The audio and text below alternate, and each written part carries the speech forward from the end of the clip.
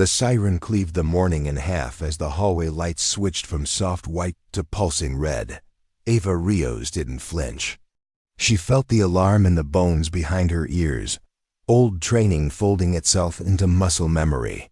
She had just finished relubing the bolt on a rescue breacher when the strobes cut and the screens on the wall went blank, each feed freezing on the last half-formed image boots in a stairwell. A hand on a door, a mouth shaping a word that looked very much like run. The smell reached her next: burned plastic, hot copper, and the sharpness of ozone that always followed a grid hiccup. The compound had cutovers for days. A hiccup didn't produce the reverb of a keening building-wide siren. She slid the breacher into its sleeve, checked her helmet for battery and lens clarity, and reached for the small cloth she kept tucked into her sleeve. The cloth had no name to the men who joked about it. It was the piece she used to polish her camera lens and wipe down tourniquet windlasses when others weren't looking. Her slender fingers moved with small, efficient gestures, the way her mother had taught her when she was tall enough to look over a field kit. The bay around her was waking. A row of men in gray shirts half stood, half stared at the screens. Someone swore.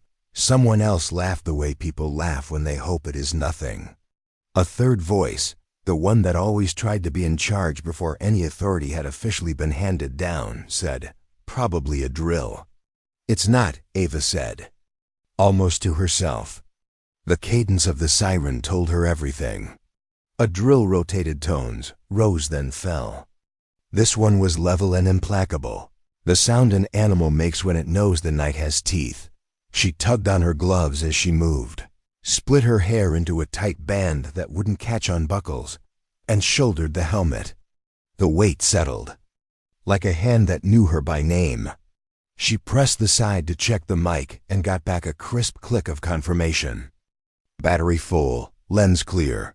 Recording defaulted to standby in the facility, but she toggled the slider anyway and watched the tiny green light wink alive against the rim. "Rios," Cade called from the door, already irritated by her quiet. "You hearing something I'm not?" "Listen to the tone," she said. "It's not a drill. This is a live fault." "Fault," he repeated, like the word itself was a slight. "We're a disaster response hub. Faults happen. This one's inside the fence." That one landed. He didn't say she was nervy then. He made a face that wanted to dismiss her and couldn't, because the air itself was telling him she was right. The facility outside the bay was a geometry of confidence: thick concrete, steel mesh catwalks, doors that thunked into their frames. With the soft arrogance of absolute alignment, men moved in packs, shoulder to shoulder, making noise because it cost less than admitting fear. Ava flowed between them like water. Her presence had a way of not disturbing what she moved through. That was why most of them underestimated her. They noticed the disruption, not the quiet hand that prevented it.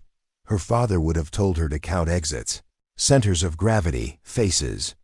Her mother would have told her to count breaths in and out, then count where the blood would go if something went wrong. She did both on instinct. "Rios," Cade said again, falling into step beside her. "If this is internal, why are we not seeing control room chatter?" "Because someone killed it," she said. "Or because it died at exactly the wrong moment." "Died?" he snorted. "Systems don't die. People kill them." She didn't argue, she quickened. The hallway opened into the central triangle where the tower fed into 3 wings: ops, maintenance, and medical.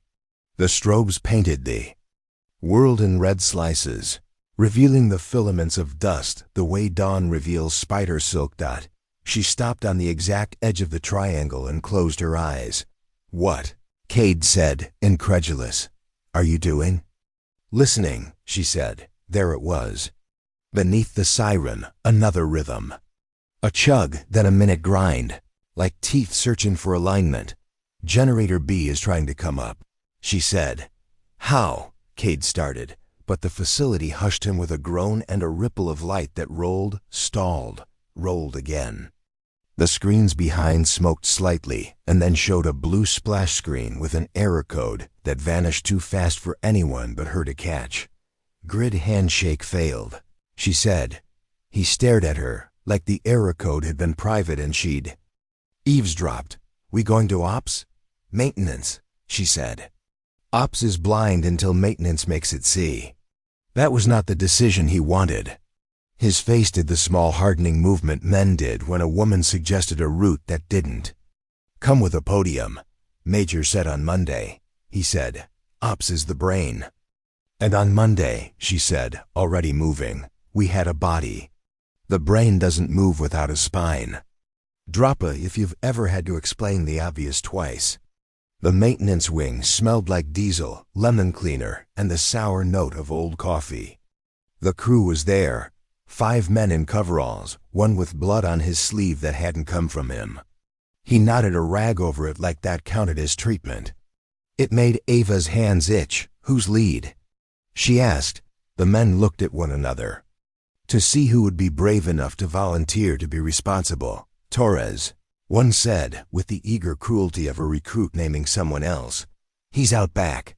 Out back, she repeated. During a facility-wide alarm. He said. He heard the coolant pump doing that click thing again. Coolant pump click thing, Cade muttered. Very scientific. Ava didn't smile. Isolate the auto start. Manual only until we verify the loop is intact. She didn't raise her voice. It had the effect of something heavier. And take the rag off your arm. Sit. Pressure. I'll patch you in 2 minutes. Who are you again? The bleeding man asked. He wasn't being mean. He sounded genuinely curious that someone knew what to do and was doing it without a title. Rios, she said. Move. She set her kit down with a click that felt steady. The tourniquet came first. She showed him her hands before she touched him. Habit from her mother that made people trust you even when the room was screaming. You'll keep your hand right here, she said, placing his palm on the upper arm. Good. Deep breath. I know it's loud. It's supposed to be loud. You a medic? He asked, trying to keep his voice joking and brave. No, she said. And the tiniest smile touched her mouth because that used to be the rumor. No specialty meant no spine. I'm what's here. He breathed like she told him. The bleeding slowed under her fingers. She wrapped, wound, locked, checked distal pulse, checked color. The world did not get less dangerous, but this one vein did dot in the back corridor. Someone shouted. A metal slam answered, the kind that means a door went wrong. Ava stood. Cade, with me. Thought we were doing your spine plan? He said. But he followed. They ran past stacked pallets of replacement filters and a cage of spare couplings. The back corridor narrowing into a passage that made a sharp, mean left. The geometry of confidence made a mistake there. It left one blind angle. Ava had argued about it in her head when she first walked the place weeks ago. Now she mapped her weight to the floor in a line that would keep her out of the arc of the blind left, while not telegraphing her own body through the door. Her helmet cam recorded the small choices she made without drama. The timestamp flickered. In the lower corner, a conservative heartbeat green. Torres? Cade called. His voice bounced. He winced. Torres. Ava lifted a hand. Not a stop. A quieter. Then they heard it. Breathing that wasn't theirs. Cade's hand went to his holster. He didn't draw. The hub's security protocols kept most weapons locked. They had batons, beanbag launchers for crowd control drills, and a few sidearms issued during realistic red cell scenarios. This was not a scenario anyone had announced. Left corner, she whispered. Angle low. Don't silhouette. He glared, then obeyed, because even pride could understand physics when it had to. They edged. The breathing got louder, raspy, irregular, the kind that says the airway is confused about what it is supposed to be doing. Ava slid first, shoulder brushing steel so lightly it didn't sing. Torres lay half inside the pump room.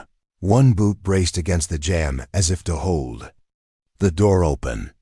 The door didn't care. It had closed on him and then tried to close again.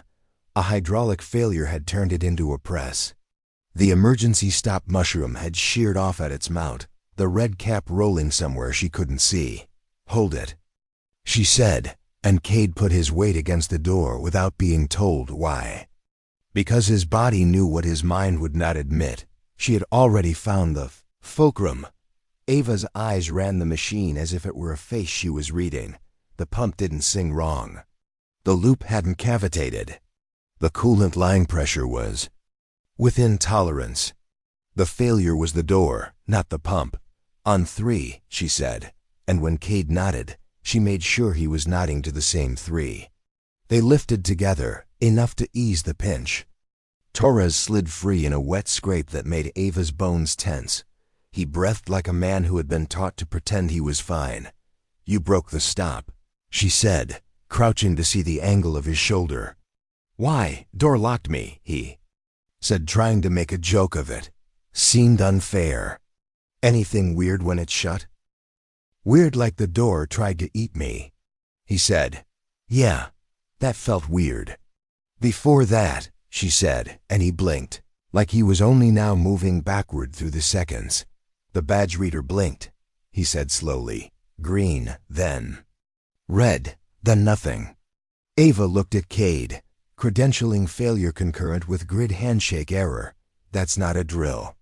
"You keep saying not a drill," he said, bristling at the implicit, and maybe explicit, suggestion that his version of the world lacked detail. "What's your call?" "We're being isolated," she said. "From the inside or the outside, I don't know yet. But the system thinks part of us doesn't belong to the rest, so it's closing doors and cutting talk." "Then ops," he said, stubborn now as a way to recover ground. "We have to tell them." "Tell them what?" she said. "That we don't have a system to talk on. They already know the part where their screens are dead. We need hands on the spine, manual link, alternative path." "Alternative path?"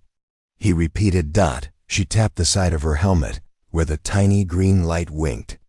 "Line of sight is older than any of this.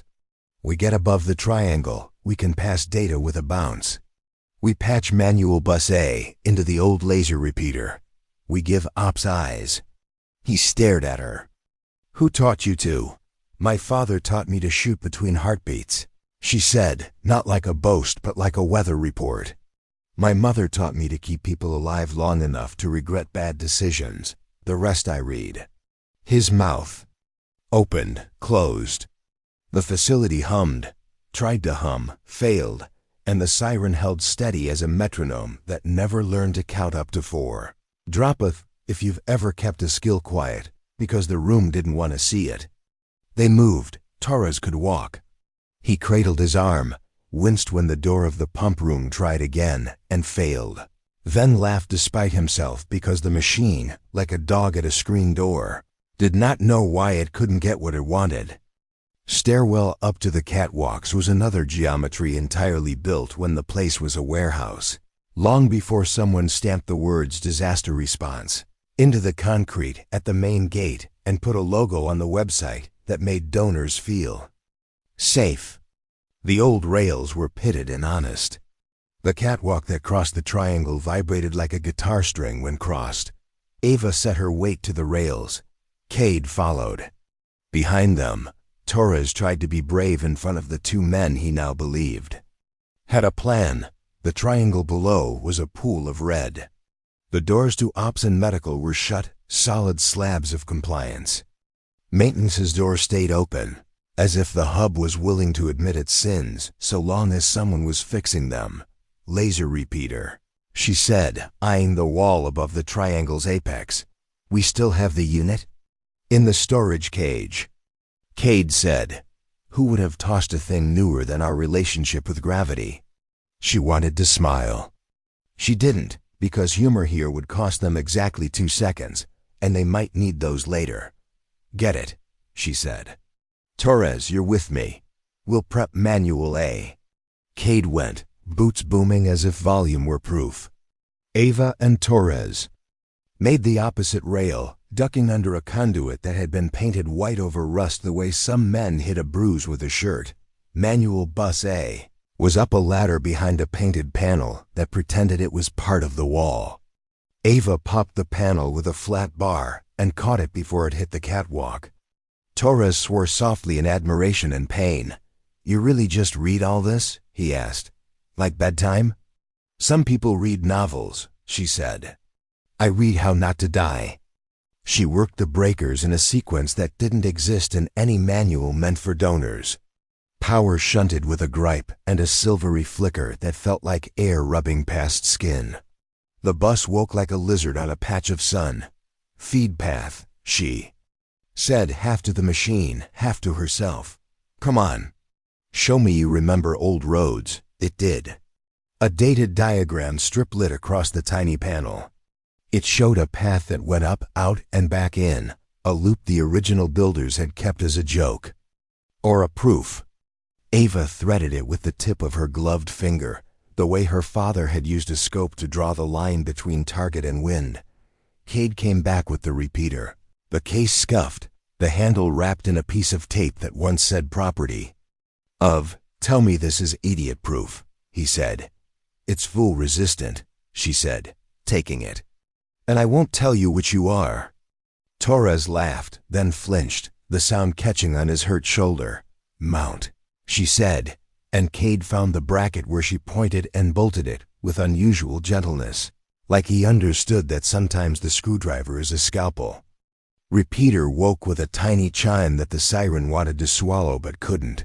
A dust mote beam reached across the triangle to a plate. Ava knew was there because she had seen it during a day she wasn't supposed to be paying attention to hidden things. "Ops," she said, toggling the channel. "This is Rios on Manual A via laser. If you hear me, don't waste my seconds. Say yes." Static purred, then cleared, then a voice like someone had been drowning and found their feet. "Manual A, we have you." "Good," she said. Relief did not reach her voice. It wasn't allowed in yet. "You have grid handshake failure, credentialing anomalies, and a pump room door that tried to chew a man. You've got eyes?" Ops asked, hopeful in a way that made Ava feel tired. "Partial," she said. "Feeding you catwalk and triangle. Cameras local to maintenance are at my discretion." "Whose discretion?" A different voice, clipped, commanding. The one that liked its coffee scalding and its people compliant. "Rios," she repeated. "Passing repeater telemetry now. Don't touch any global commands. You touch them and you'll trip the failsafes and we will all get very quiet." Silence, annoyed but obedient. Ava felt Cade glance at her. She didn't turn. Her hands were on the repeaters, detailing tiny adjustments, aligning a bounce to a plate she couldn't see but knew was there. "Ops," she said. "Who else is out?" "Medical has 3, Ops said, and the room's tone shifted with the word 3. Because 3 meant injuries they weren't naming.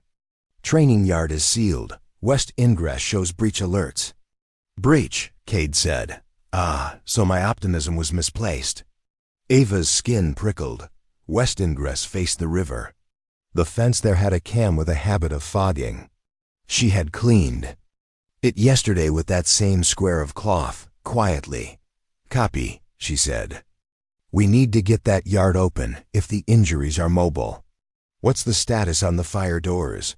"Locked to fail," Ops said. "We can't clear them from here." "You wouldn't," she said. "They're on a mechanical fail close. They'll need manual at the junction." "Junction where?" The clipped voice said, like she owed him architecture by heart.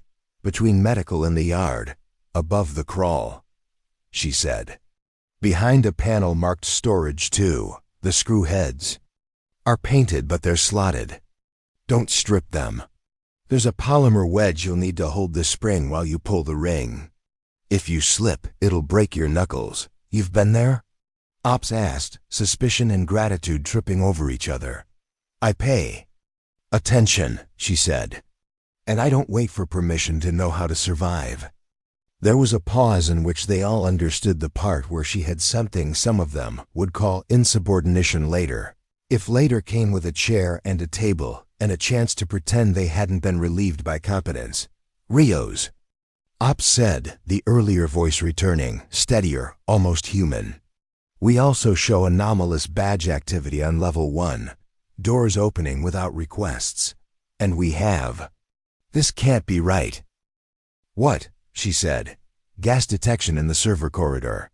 Ava's mouth went dry. Type? Classification unknown, Ops said. Not from our inventory. Copy, she said, and the word felt like stepping onto ice she hoped would bear. Cade, Torres Manual A's stable. I'm going to server. With you, Cade said.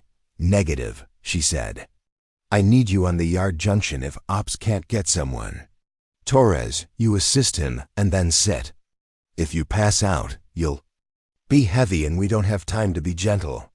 I can walk, Torres protested, because pride is often the last vital sign to go. You can sit later, she said, and he nodded because somehow he heard the core of care under the metal of her voice. Ops, she said. Keep Manual A up. If I lose you, don't chase me with global commands. Don't touch anything labeled override. We're not children, the clipped voice said. Then don't grab the stove, she said, and she moved. The corridor to Kupta. The server room was one of those decisions buildings make that tell you what the designer feared. It was long, straight, and made to be seen from both ends, as if the fear was that someone would hide there. The lights were red.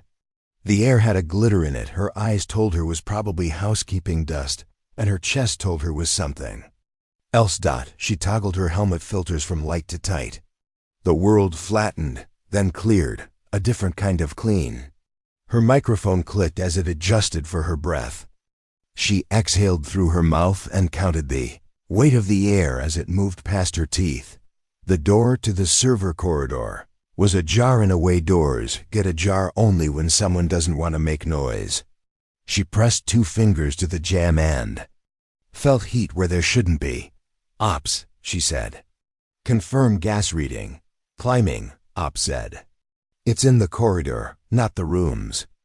Whatever it is, it hasn't hit the server cabinets yet. Type? She asked again. Still unknown. She hated unknown. Unknown made good people brave in the wrong direction. Do we have a chem kit in reach? She asked, and even as she asked it, she knew the answer. Medical, Ops said. We can't open their door. Copy, she said. Then we do the next best thing. She pulled a strip from her belt, a small sensor no larger than the last joint of her thumb. It wasn't a full lab. It was a liar detector for air primitive, cheap, better than your lungs. She bent, low to the floor where heavier gases would pool, and moved the strip across the threshold in a line that would make her mother proud. The strip darkened in 3 pulses, not bleach, not propane, not something she knew from the hubs. Inventory. Her stomach went tight. She backed up, closed her eyes for 1 second, then opened them the way her father had taught her when a target looked bigger than it was, because fear had put its thumb on the scale. Ops, she said. I need the server room vents controlled from here. From there? Ops said, we can't. You can't, she said. I can. There was a panel above the door that had been installed during a renovation and then painted to match a wall someone else owned.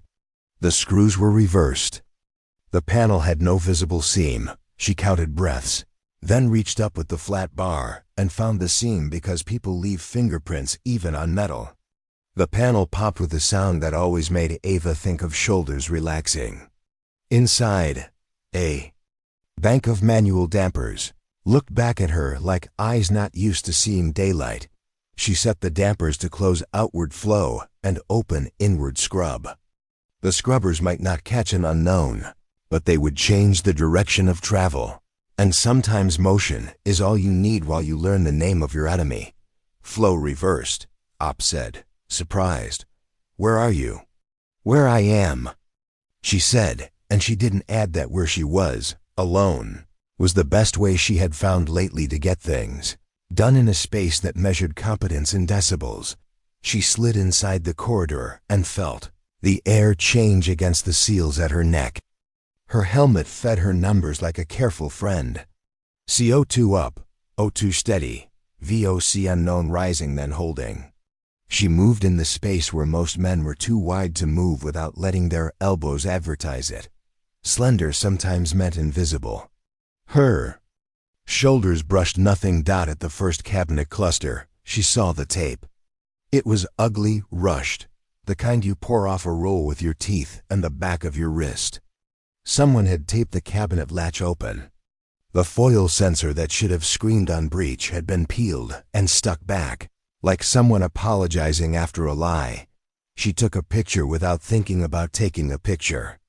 The helmet did what she asked, the lens needless to say clean. Because she had polished it when the alarm hit, even though people had laughed at that cloth.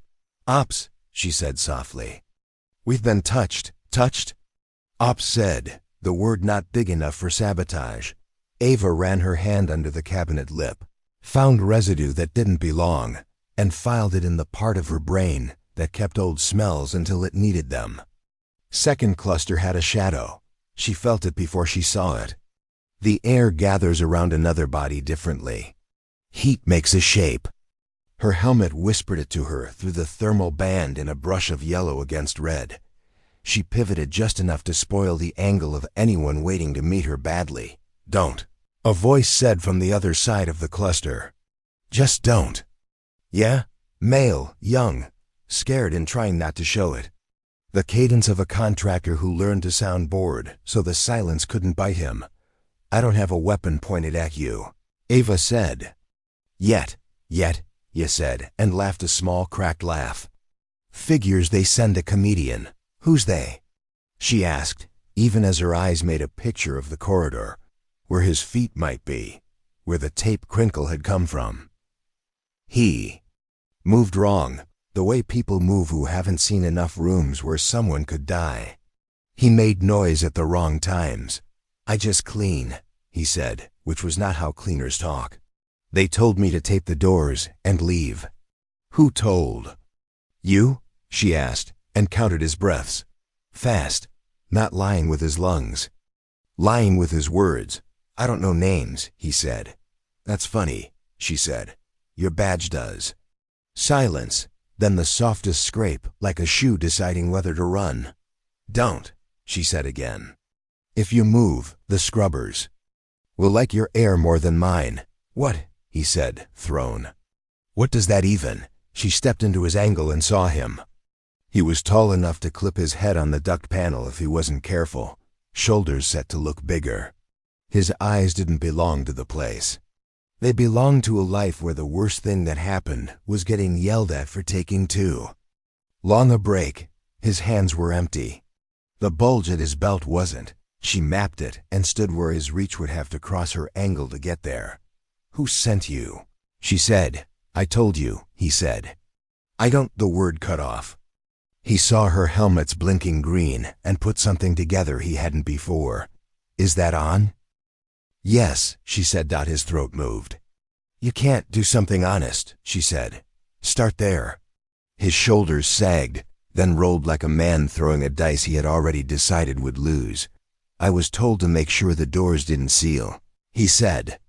"That's all." "Seal against what?" "I don't know." "And the gas?" He shook his head. "Lies make the air change." This one smelled like fear, not contempt. She didn't put a hand on him. People who need to feel in control, put their hands on others. She stood in his angle, reclaiming the space he thought he would own. "Walk," she said. "We're going to ops." "You can't make me," he said, a child's line spoken by a man who shaved. "I can," she said, because he wanted the theater of refusal and she could not afford it. "Or I can make that bulge at your belt mine, and we can talk about how men who lie in gas corridors don't get to keep toys." He looked down and then realized that had been a mistake because now she had moved. And the angle was hers, and the bulge was not an argument anymore. He put his hands up. Fine. They moved. Ops talked in her ear. Cade crackled about the yard junction. Torres cursed and then apologized. Like manners could fix physics. The young man kept pace and kept looking at the helmet as if the green light were a priest. Why are you recording? He asked finally, anger poking out through his fear. Because people forget, she said. And because later, men will tell a room what I did here. I like truth to have an exhibit. Who's going to watch it? He asked, half sneer, half curiosity. Everyone who says I wasn't where I was, she said. They reached the corridor's end where a second door thought it owned the right to be closed. Ava reached for the panel to reverse flow again and caught, in the corner of her eye, the change in the young man's shoulder. She didn't think. She didn't have to. Her father lived under her ribs when angles changed. Her hand closed on his wrist before his hand closed on anything. The movement took his elbow into a shape that made his feet pick preservation over fight. You don't want to do this, she said quietly. Not because I'll hurt you. Because if you pull something stupid here, you will teach the wrong story to the next person who tries to be brave. His eyes filled with something that wasn't anger and wasn't grief. He let his wrist go slack. Drop a, if you've ever been told to stay small while the room burned. She moved him through the door and into the triangle like a man being led into his own confession. Ops watched from the wall, faces lit blue and red. Cade's voice came overhead, triumphant and breathless. Yard junction open. Medical move. Medicals. Door shuttered, then slid.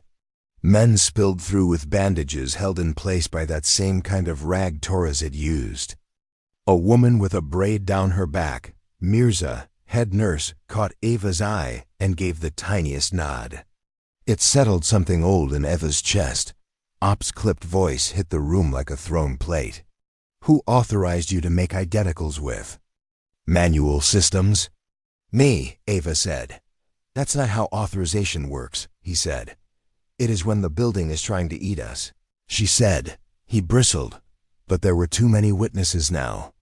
Mirza was speaking into her own mic. Torres sat like he had been told to sit, his color better under the bandage Ava had wrapped. Cade stood at the catwalk rail as if he could hold it from falling by wishing the young man in the corridor looked small in the big room. He looked at the green light on Ava's helmet like it had followed him here on purpose. Name, Ava said, not unkind. He swallowed. Ethan? Last name? She could make him. She didn't. The room had moved to a different kind of danger. One where you decide whether to make enemies you can use later or allies you don't like now. Ethan, she said. You're going to sit there. You're going to keep your hands where everyone can see them. And you're going to answer Ops' questions exactly. If you lie, this room will get colder. Ops' clipped voice tried to reclaim the room. You don't run my interrogation. Then run it, she said. And stepped back, helmet still recording, angle still hers. Cade came down the stairs like a man discovering gravity. He stopped by her side and said nothing for a long second. Where'd you learn the laser trick? He asked finally. Where people write down the part they hide when they're selling the upgrade, she said. In the footnotes. He snorted, then shook his head. You know they're going to hate you for this. They already do, she said, and it didn't sound like self-pity. It sounded like she had noticed weather and brought a coat. The PA cut the siren in half. A voice older than the clipped one came over it, the major who liked to pretend he ran a ship. All stations. We have an active compromise. Security posture Charlie. All non-essential personnel to the yard. Medical triage in the bay. Ops command. Via Manual A until grid returns. Rios report. Her name in that voice made the triangle tilt a degree. Here, she said. Here, he repeated. You're with me. I'm with the problem, she said. Silence, then a cough that tried to be a laugh. Bring the problem. She glanced at Ethan. He looked like a person who had made a bet without reading the terms and conditions. Move. she said to him, and he did. Ops Glass looked down on the triangle like a balcony at a play. The room had two kinds of light red and screen blue. The Major stood at the center, elbows on a table he thought made him taller. His hair was the kind men call salt, and time calls something else. Rios, he said again. Like the second time he would make the name his. Major, she said. She didn't salute. They were not military. They were something Messier that borrowed the parts that looked good on a brochure. This your boy? He said, indicating Ethan with a glance so sharp it could make a dent in steel. He's a contractor. She said. He taped cabinet doors open in the server corridor. Says he was told to. You can verify with my helmet when I upload. We'll see, the clipped voice said from the corner. A man Ava now saw clearly, Ops Chief Halvorsen. Tall, neat, tie straight, even when the world was not. He looked at her like she had made him late for a meeting he didn't want to attend. We have anomalies at the west ingress, the Major said. What's your plan? Contain gas corridor, she said. Push clean air through server, identify unknown. Maintain manual get eyes on the river fence. If ingress is hot, we pick a vector and push or we bleed all day. The Major watched her while Halvorsen spoke about protocols and matrices. The Major's eyes were a floodplain flat until they weren't. Do it, he said finally. Cade. With her, Halvorsen. Stop playing with global systems until she says it won't get us killed. Halvorsen's mouth thinned. She, the Major said, and the room moved a degree toward a different future. Ava didn't exhale. Not yet. She looked at Cade. He nodded. The smallest of amends for every month a room like this, had laughed at her cloth and her quiet. They stepped back into the corridor world. The red lights felt different now, like the color was an honest warning. Not a dare, Ethan, she said. What door did you come through to get to the servers? He blinked. Maintenance. They said it'd be open. They, she echoed, filing it. You go alone? His throat moved.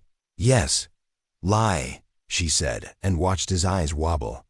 You're not practiced. It's fine. Practice is for skills you keep. We're going to take the river path. You're going to tell me if something looks like a thing you saw when you came. He swallowed. You're not going to hand me to Halvorsen. I will, she said. Later. After you do one thing not for yourself. He nodded. The nod of a man who didn't think he deserved later. The west ingress door didn't look interesting. That was what made it interesting. It was the only door in the corridor painted the exact same paint as the wall. Either someone had run out of color or they didn't want anyone to know the door existed until they walked into it. Ava ran her fingertips along the seam. No vibration. The facilities map put a penetrator alarm here. It was dark. Manual? Cade asked. Manual. She said. She lifted the hidden plate, revealed the old meanness of a latch that didn't believe in power. The door swung to a slice of river light, and the smell of mud dragging its hem across concrete. The fence beyond was high enough to make men lie about their jumping ability. The river ran like it had somewhere else to be. A footstep sounded in the mud beyond the fence. Then another. Not heavy, careful, a patience that did not belong to someone who had just wandered onto company property by accident. Ava slid into the slice of shadow between door and wall. Cade took the other side. She felt the weight of the helmet on her. Head like a hand on her shoulder saying, I am here. Two figures moved along the fence line. Heads tilted in the manner of men who had counted cameras and found their own math. Their badges, if they had them, would have names that did not belong to the bodies wearing them. Ops, she whispered. Two at West Fence, moving north. They know the cam points. Ops breathed in her ear. We have nothing. Cameras are dead. Then we are your eyes, she said. Eyes don't stop hands. Halvorsen said tightly. Sometimes they do, she said, and she moved because physics and story both hate hesitation. She slipped through the door and into the shadow of the ingress tunnel.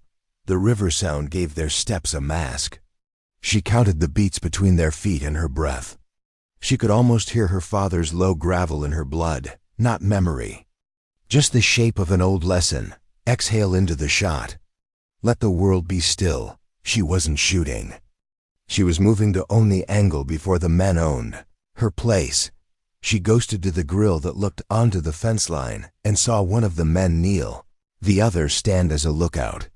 The kneeler pulled something from a pack that didn't look like any tool the hub purchased. The shape made her chest go colder. "Cade," she whispered. "Left flank. If he drops it, you kick it away from the fence, toward the river mouth. Not back toward me. What is it?" "Something that likes sparks," she said. She pushed the grill just enough to give the river more voice. The lookout turned his head. She didn't freeze. Freezing makes a shape louder. She kept moving, unremarkable, just another shadow where many had fallen. "Hey," she said, and her voice had a smile in it that did not reach her eyes. "You boys lost?" The kneeler looked up and everything in his face confessed. The lookout reached for his belt. Cade was already there, a silhouette. That became a shove. The tool no, the charge skidded, caught, tilted toward river. Ava lunged, hands finding it in the one way you could touch such a thing and not get bit. Her fingers placed the charge on the mud like setting down a sleeping child. "Hands," she said to the men. Up, the kneeler's hands rose. The lookouts did not. He ran. Cade moved to chase. Ava didn't let him. "No," she said sharply. "You chase. He leads you into the part of the movie where the music knows what you don't." "Music," Cade said, half a laugh even now. "You and the river made a new sound. It was a boat, low and mean, hugging the bank like it had been told to act like a rock. It had no lights. It had the non-sound of expensive stealth. "Ops," Ava said. "We have waterside transport. Marking position from my cam.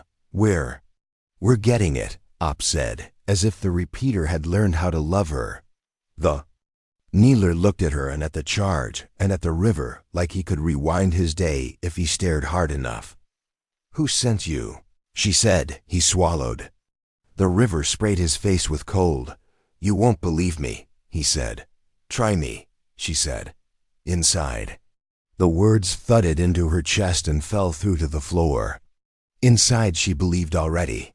Inside she had known when the badge reader blinked the wrong color and a door bit a man in the grid, shook hands with itself and then decided it didn't know its own name. "Names," she said. He shook his head. She looked at the boat. It drifted without moving. "A paradox that only money solves." "Cade," she said. "We can't stop it here. We don't have line of fire. We hold our ground and control the charge. If it sets, we make it useless. If they come through the fence, we feed them to the triangle." "The triangle is ready?" he asked. "It will be," she said, and into the mic. "Mirza, can you move triage east? If west pops, I don't want the yard earning scars." "I can move a mountain," Mirza said, and there was a sound in her voice that made Ava want to cry for exactly 1 second. The boat hissed as if to test who could be shushed. "Ethan," she said, without looking back. "You ever see a boat like that around here?" "No," he said. "That looks like a movie." "Movies are practice for people who don't have rooms like this," she said. "Stay behind, Cade. If you run, I assume you're not running from. I assume you're running to." He breathed like he had been given a mirror and didn't like what it showed. The kneeler said, "It's a demo charge. Gas wants a spark. They wanted chaos, easier to move with smoke in the eyes." "Who is they?" she asked again, patient as a tide. He looked at the boat. He looked at his hands. Choice made his face older. "Halvorsen," he said. The name should have rung. It did. The sound it made inside her was not surprise. It was a bell that had been waiting for an excuse to ring. "You said no names," she said softly. "I said." "I didn't know," he said. "I lied." Ava breathed once through anger.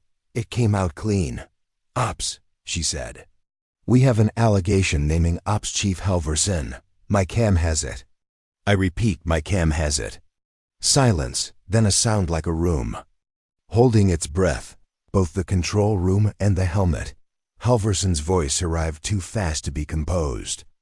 "This is outrageous. You're grandstanding, Rios." "Maybe," she said. "Or maybe I am telling the room what the room is." The boat shifted. Men on it moved. A light clicked on for a second and then off. Clicks like that are not mistakes. They are messages. "Cade," she said. "South rail. If they try the low gap, you put your foot where their knuckles want to be." "You ask a lot," he said. It was almost admiration. "You can say no," she said. "I can," he said. "I won't," the boat nosed. The fence hummed. The charge at Ava's feet whispered a promise to anyone who had ever worshipped at the Church of Combustion. Her helmet recorded the close-up of her hands as she took the charge apart blind, using only the muscle memory of things she had taught herself in late hours when no one else thought she was studying. The green light blinked in the corner of the frame, easy to miss until you knew it would be the difference between rumor and the weather. "Report tomorrow." The kneeler watched her like a person watching a deer step onto ice. Ethan watched her like someone finally deciding which story to believe about her. She felt the tremor, first in the mud, then in the bones of the wall. Not a boat, not a man, something under the ground. A generator starting. No, deeper, heavier. "Ops," she breathed. "What did you wake?" "We didn't touch," Halvorsen started. "Not you," she said. "It's under us." Cade swore. Softly, a prayer without a god. "Tunnel?" Ava didn't answer because the mud at the edge of the fence bulged like something breathing. She had just enough time to realize that the men on the boat didn't care if the fence was electrified, because the ground would open, and the hole would make all their math wrong. She moved. She shoved the kneeler back with one hand, flung the charge with the other toward the only space that would swallow it without giving it a voice, and reached for Cade with the part of her that believed you could hold a person up through air and time if you wanted it, badly enough. The ground split. The boat's bow dropped as the bank gave. The fence's posts leaned like drunks. A dark mouth opened where the river tugged at the shore, hungry and patient. Ava slid. Cade's fingers closed on a rail that was already letting go of its job. Her helmet recorded the world tilting. Angle of red lights against mud, the geometry of confidence coming apart. The green light blinking like a heartbeat with a story to keep. She had one choice, and she made it, the way she had always known she would. She let go of the safer hold to get the better angle. Behind her, someone shouted her name like an order. She went toward the hole. "Before we jump back in, tell us where you're from. If this story moves you, please subscribe. Tomorrow, I have a special story for you." Mud received her like an insult and a welcome at once. It surged over her boots, sucked at her ankles, and tried to decide whether she belonged to the ground or the river. Ava set her weight the way her father had taught her to set it in scree hips. Low, knees soft, body reading the terrain like text.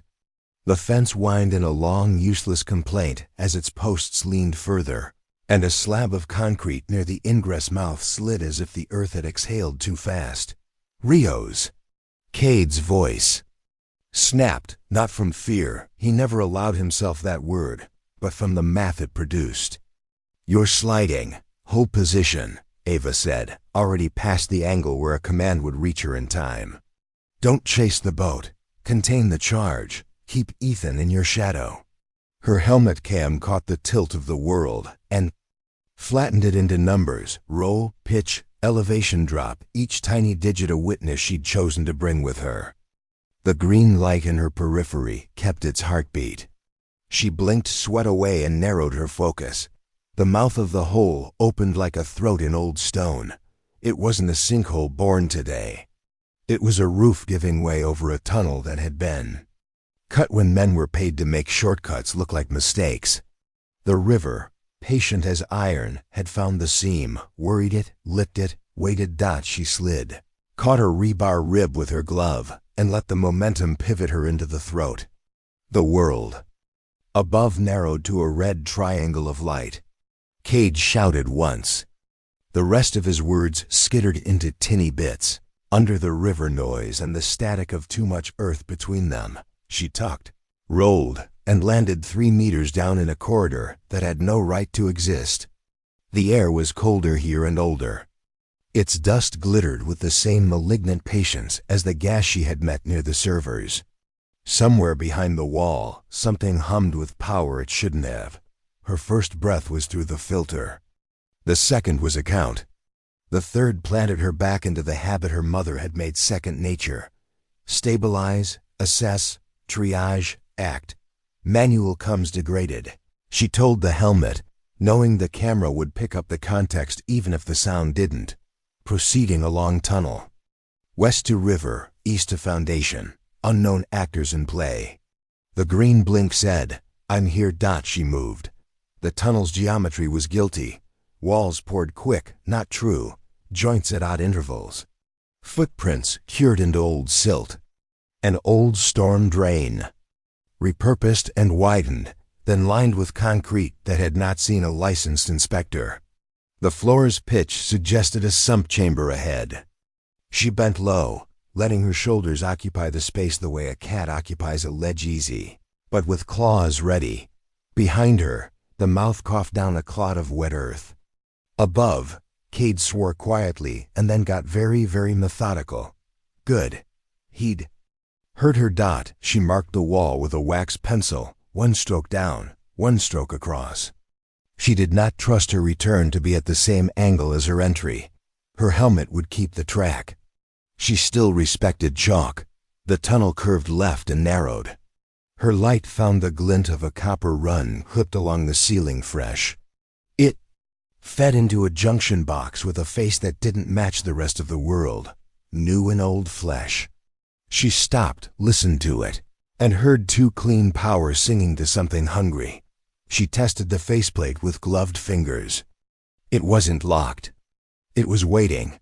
Drop of, if you've ever found a door you weren't supposed to open, and opened it anyway. She opened it anyway, inside. A signal booster, off the shelf, industrial, according to its marketing.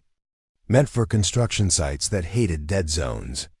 It had a battery pack duct taped in with the carelessness of someone who trusted tape wrong. The unit pulsed in a slow rhythm. Not a broadcast, she realized. A trigger listener. Waiting for a code from somewhere to pass. Along faithful as a hound. She paged through its settings with 2 fingers and a patience that disguised speed. The last received handshake sat in its memory like a fossil. She captured it to her helmet with a blink command. The numbers came up on her HUD, a sequence that didn't look like anything vendor default. Hand-rolled. Amateur enough to be unique. Cruel enough to be effective. "Who did you bring to my house?" she whispered to the tunnel. A rustle answered. Not from the box. From farther in. She shut the faceplate and moved. The tunnel hit a junction where the old drain met a pipe big enough to swallow a man whole. The pipe had a grill that had been cut and welded back, then cut again. The weld scars told a timeline in which someone had gotten confident, then sloppy, then proud. On the far side, a light stuttered. Fluorescent, cheap, battery-powered. Someone had decided to make day where day did not belong. She slid through the cut like a rumor. Mud sucked at her calves and pretended to own her. Her hands owned the angle. Instead, voices, 2. One with the bored competence of someone counting steps he had rehearsed. One with the taut music of someone who had promised herself she wouldn't be afraid, and was angry the world made that a lie. She stopped before the light. The voices traveled around the curve and into her helmet mic as vibrations the software decided were words. "Old cable harness goes there," the bored one said. "We don't need full collapse. We need movement, panic, Doors unlocking. Eyes elsewhere. And you're sure the gas won't, the taut voice started. If the vents stay reversed, it buys us time, Board said. If they flip, it does the job for us. Either way, we move while they count. Ava put her palm flat on the wall and felt the steady thrum of the hub's heart.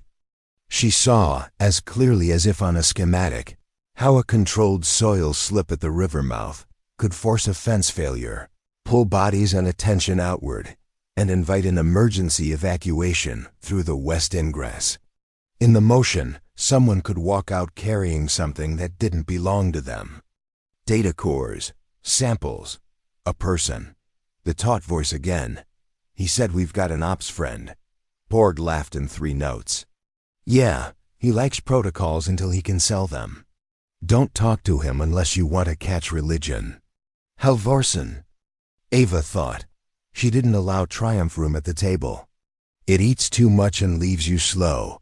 She edged a mirror on a cable around the curve, one of those ordinary, beautiful tools too many men laughed at until they needed one. The reflection showed 2 figures in rain jackets over contractor blacks, boots new enough to squeak if the mud allowed it. One crouched by a pallet with 3 gray cases. The other stood near a bank of, that shouldn't be here. A low rack of spinner drives and a battery inverter, patched into a fiber run tied with plastic zip ties. They were copying. Or staging a copy to move. The Croucher Board had a face like a man who had been paid to get good, not to care. The Standard taut wore. Her hood low and her eyes wide. Her jaw said steel. Her hand said it was borrowed. Ava breathed once. Twice, the voices softened. She saw where she'd take the angle, where she'd put her foot, where she'd put her words. She moved. She stepped into the light with the calm of someone who had already counted the exits and decided to be one. Good morning, she said. As if this were the training yard and these were recruits who had wandered into the wrong bay. You're lost. Board went still without looking up. A predator noticing another and said very quietly, don't be a hero. Taut flinched and then set her jaw harder. She's with them, she said, meaning the hub, meaning Ava's life. I'm with the truth, Ava said. Which one of you wants some? Board lifted his head. His eyes were gray, not in the poetic way, but in the low contrast, low commitment way of someone who saved his saturation for paydays. We don't hurt people who don't try to be brave, he said. We can walk away, you can too, telling, Ava said. If your plan could survive a witness, you'd explain it at length. He smiled. Drop a, if you've ever watched someone talk themselves into a mistake. Put your hands on your head, Ava said. Taut moved, but not toward a weapon. Toward the inverter. Ava stepped as if they'd choreographed this. Her hand landed on the woman's wrist with just enough pressure to teach the hand another story. Don't, Ava said softly. You want to touch something, touch your head. Taut's eyes flicked to the green light on Ava's helmet. Is it on? Yes, Ava said. Then they'll hear me, Taut whispered. He'll hear me, he said. Who? Ava said, bracing for it.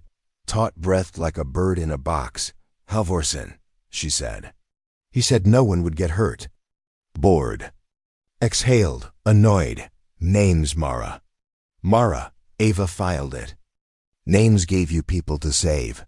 Hands, Ava repeated. Board obliged.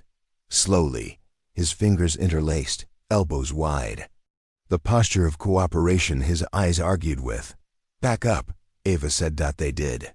Step by reluctant step. She held Mara's wrist until the woman found the stance herself and then let go like a promise. Turn, Ava said.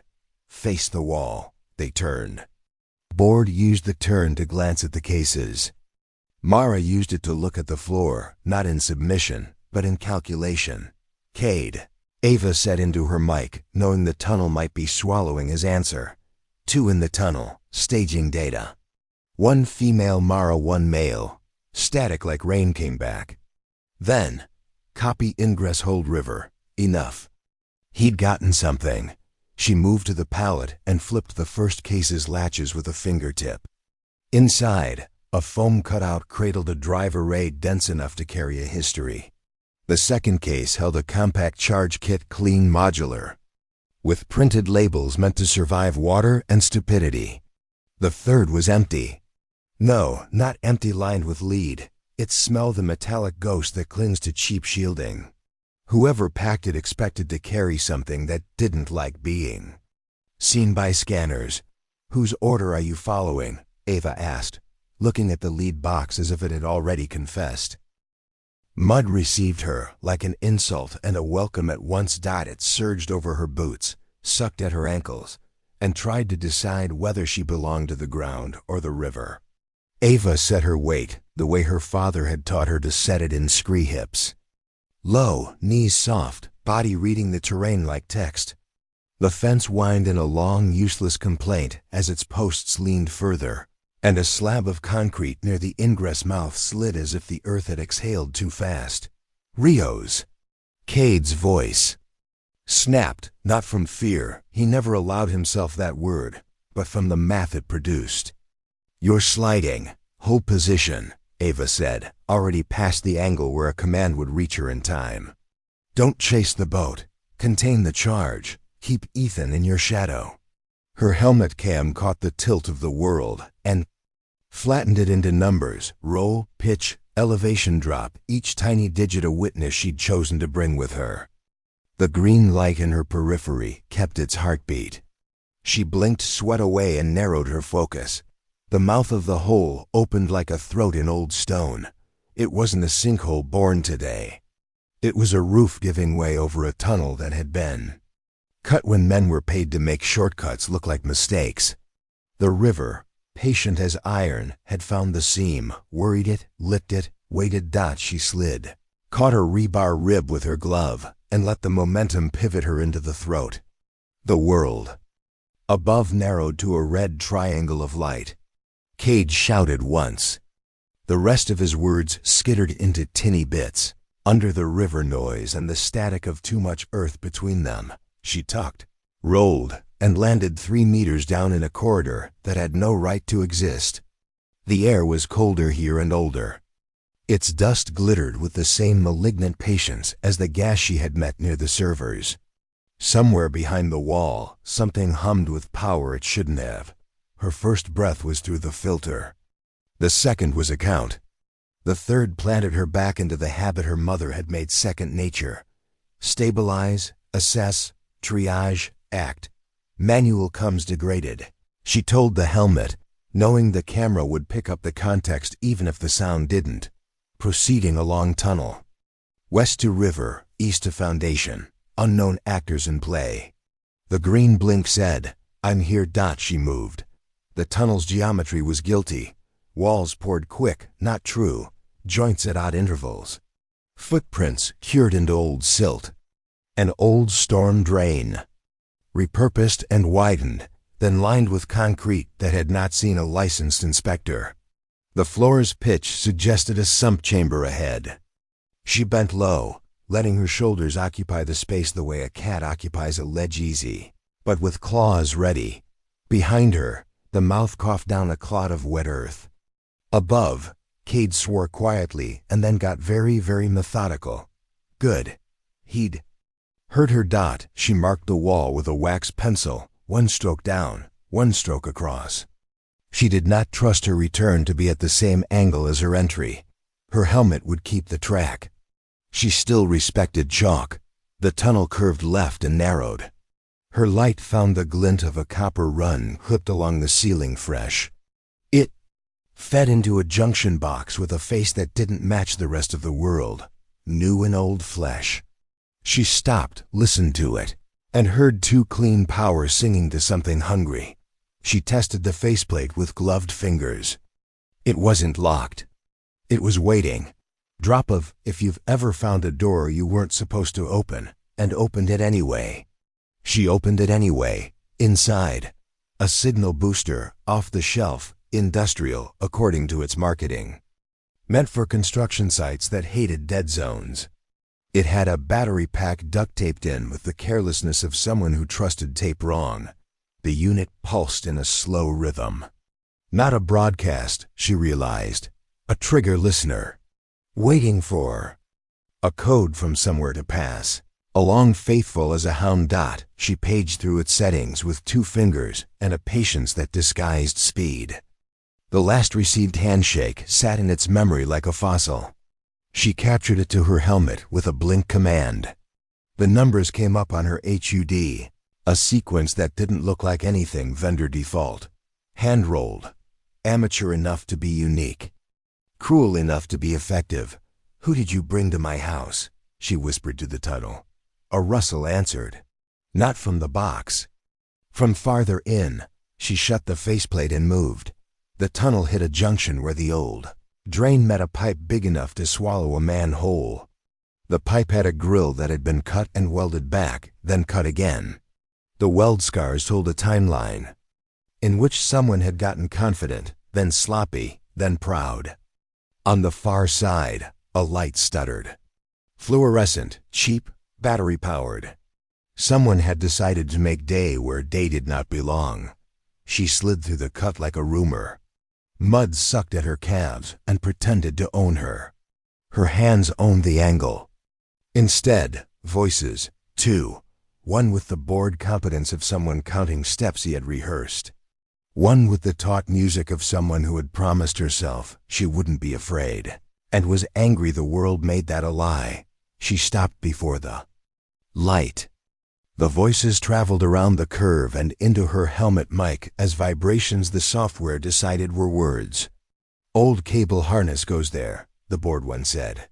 "We don't need full collapse.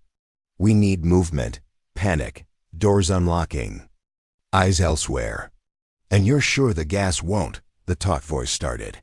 "If the vents stay reversed, it buys us time," Board said. "If they flip, it does the job for us.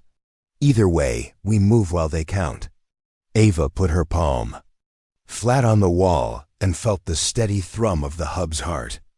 She saw, as clearly as if on a schematic, how a controlled soil slip at the river mouth could force a fence failure, pull bodies and attention outward, and invite an emergency evacuation through the west ingress.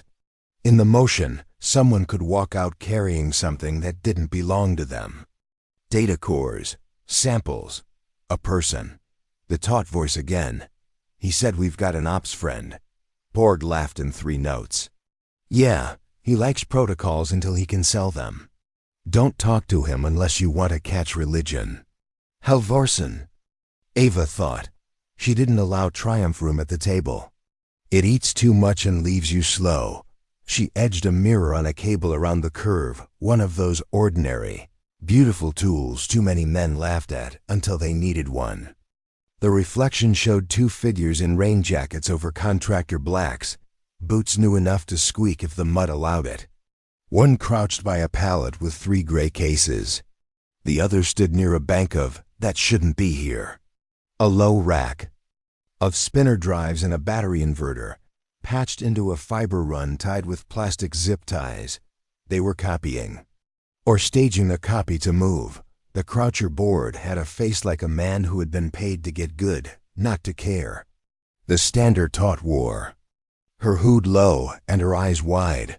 Her jaw said steel. Her hand said it was borrowed. Ava breathed once. Twice, the voices softened. She saw where she'd take the angle, where she'd put her foot, where she'd put her words. She moved. She stepped into the light with the calm of someone who had already counted the exits and decided to be one. "Good morning," she said. As if this were the training yard and these were recruits who had wandered into the wrong bay. "You're lost."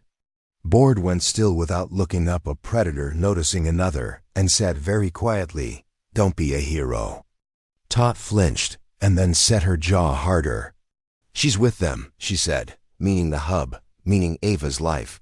"I'm with the truth," Ava said. "Which one of you wants some?" Board lifted his head. His eyes were gray, not in the poetic way, but in the low contrast, low commitment way of someone who saved his saturation for paydays. "We don't hurt people who don't try to be brave." He said. We can walk away, you can too, telling, Ava said. If your plan could survive a witness, you'd explain it at length. He smiled. Drop a if you've ever watched someone talk themselves into a mistake.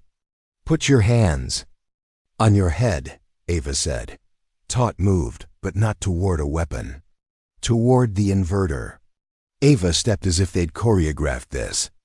Her hand landed on the woman's wrist with just enough pressure to teach the hand another story. Don't, Ava said softly. You want to touch something, touch your head. Taut's eyes flicked to the green light on Ava's helmet. Is it on? Yes, Ava said. Then they'll hear me, Taut whispered. He'll hear me, he said. Who? Ava said, bracing for it. Taut breathed like a bird in a box. Halvorsen, she said. He said no one would get hurt. Bored. Exhaled, annoyed. Names, Mara. Mara, Ava filed it. Names gave you people to save. Hands, Ava repeated. Bored obliged. Slowly, his fingers interlaced, elbows wide. The posture of cooperation his eyes argued with. Back up, Ava said. They did. Step by reluctant step.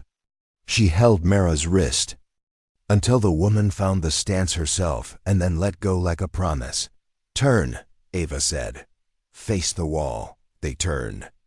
Bored used the turn to glance at the cases. Mara used it to look at the floor, not in submission, but in calculation. Cade, Ava said into her mic, knowing the tunnel might be swallowing his answer.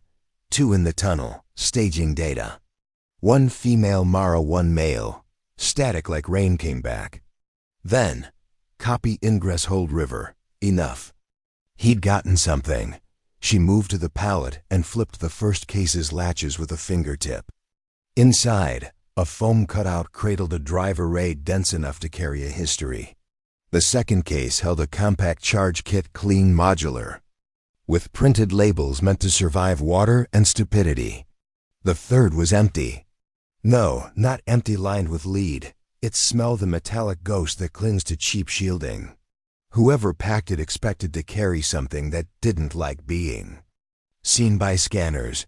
Whose order are you following? Ava asked, looking at the lead box as if it had already confessed.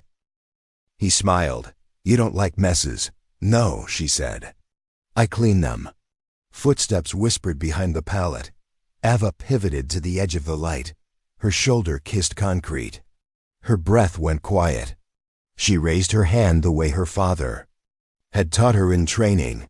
Fingers low, elbow close, no silhouette to feed. A head appeared at the pipe curve. A face she knew too well for this place. Torres. Pale and angry. Arm wrapped in Ava's bandage. Eyes wide with a need to be useful. That had outpaced orders. What? She mouthed. He pointed behind, back toward the mouth. 2 fingers low. Then he shaped his hand like a boat and made it tilt. Not good. She stepped to him, staying in the curve's mouth, and let him press his forehead to hers for exactly 1 second. In that old ritual older than their lives, he transferred urgency the way you transfer heat. He whispered into the seal. Fence is worse. Boat's got friends. Major's moving the yard. Halvorsen's. He's arguing procedure like it's a life raft. I need 3 minutes, she breathed back. Then we push east. We have a rack down here. Data staging. He nodded. Cade sent me. Said you'd say 3. That tugged a corner of her mouth. He's learning. A whisper of nylon against nylon ahead made both their heads snap. Bored had tried to reposition. Mara hissed at him and shook her head even with her cheek against concrete. Ava walked back into the light like a judge returning to a bench that never moved. We're going east, she said. Torres, you lead them up when we're done. Use my chalk. If the tunnel shifts, drops, or starts to sing, you plant and breathe until the world makes sense again. Sing? Torres said, a halfway grin on his mouth. When Earth sings, it's about to speak, she said. And we aren't looking for a conversation. He nodded. He would follow the instruction exactly. Ava loved him for it in the exact way a leader loves a thing done, right, without applause. She turned to the inverter and the rack. The fiber glowed a faint green where someone had nicked and patched it. The drives blinked in an indifferent rhythm. Eating what they were fed, she killed the inverter with a twist and a pull on a connector someone thought was hidden. The drives fluttered and went quiet like moths finally resting. "Ops," she said to the helmet. "Data staging interrupted. Evidence preserved. 2 detainees alive. Torres escorting. I'm moving east for source hum." Static, then faintly. "Copy, Rios." She took one last look at Mara. The woman met her eyes and did not beg. "Good. Even better. Your brother," Ava said. "Tell him not to bounce checks. Tell him to bounce bad friends." Mara snorted something that might grow into a laugh if the world were kinder. "You don't know him." "I know patterns," Ava said, and moved. The east run narrowed, then expanded into a chamber that originally had a job-settling tank, pump pit, and now had a mission everything else. Lights dangled on zip ties. A folding table held a map, printed on cheap paper and protected with clear tape. The map wasn't of the hub. It was of everything around it: city blocks to the north, Riverwalk, storm drains, culverts, the new commuter line. 2 red circles kissed the hub's fence at places where a patrol would be bored, where cameras fogged, where the river made a natural blind. On the table, a radio with its faceplate obscured by a strip of gaffer tape, a handwritten list of frequencies, a plastic hotel keycard with a number half scraped off, and a badge. The badge said, "Tech Ethan Hawes." Ava looked at it, let the recognition settle like silt, and didn't say anything. She took the radio, peeled the tape from the face, and scrolled. The last channel used matched the booster's handshake pattern. In miniature. She took a picture with her eyes and with the camera, both, not trusting one witness when 2 were available. The hum in the wall grew louder on the chamber's east side. A cut into the foundation led to a space even older, the original sewer line before the city forgot it and built a prettier one. In that old throat, a new thing nested, a boxy cylinder, vented, half buried, wearing the newness like a badge dot. It ticked, her scalp prickled. She knew that tick.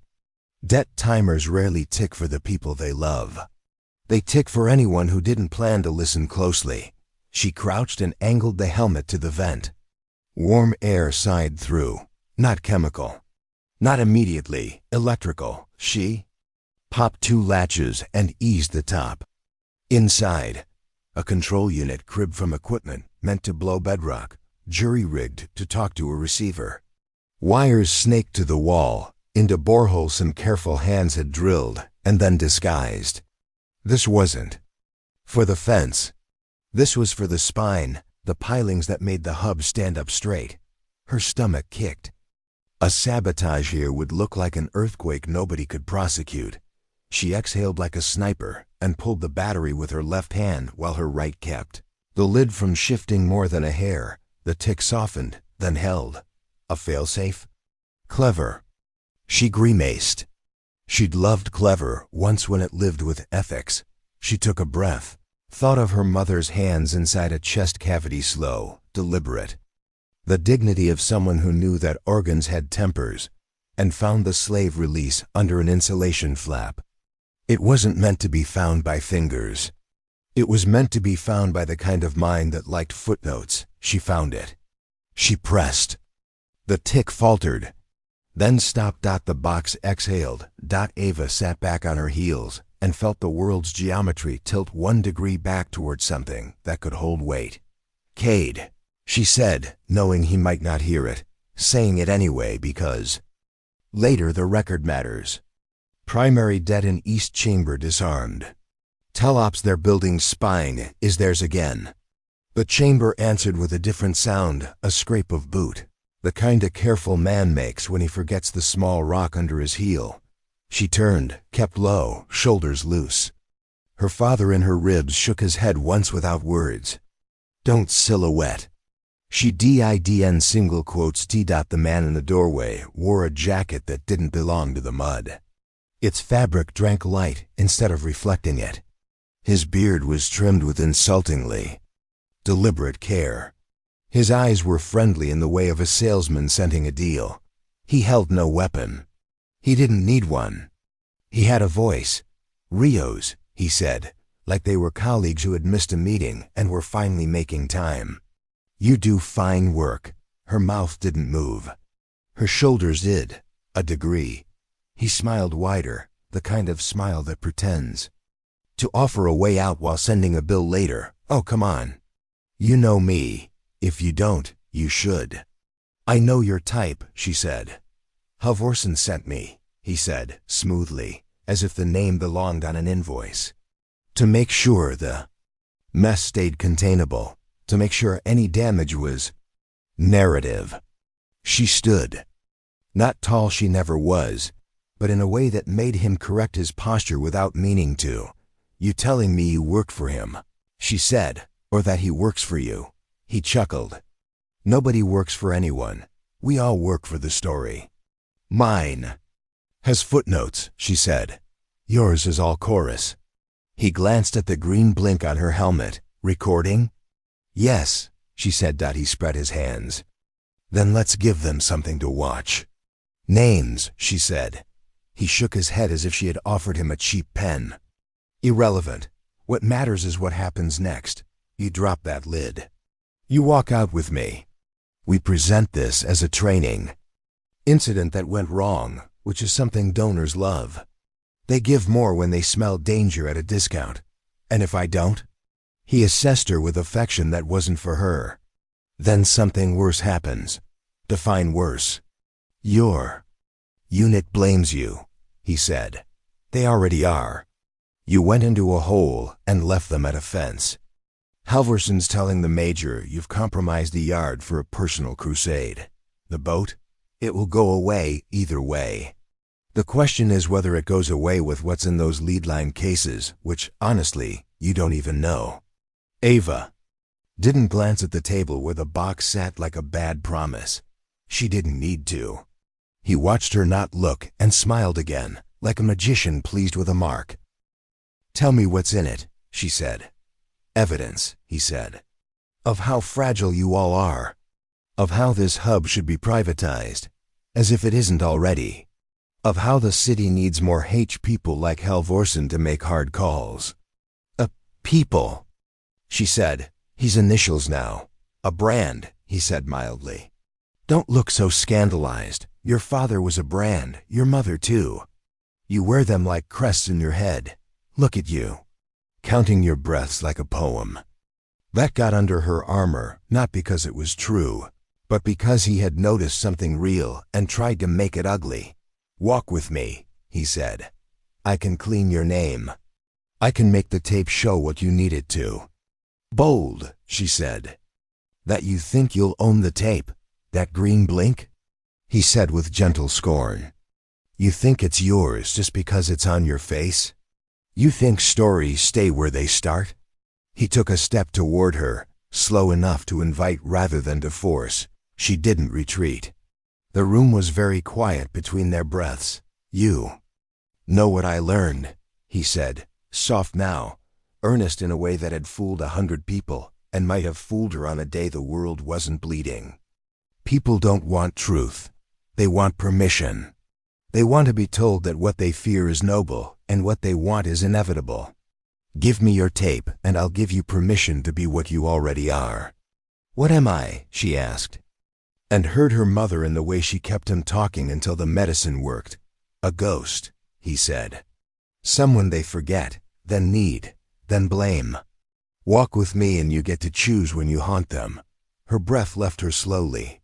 When it returned, it brought a new temperature with it.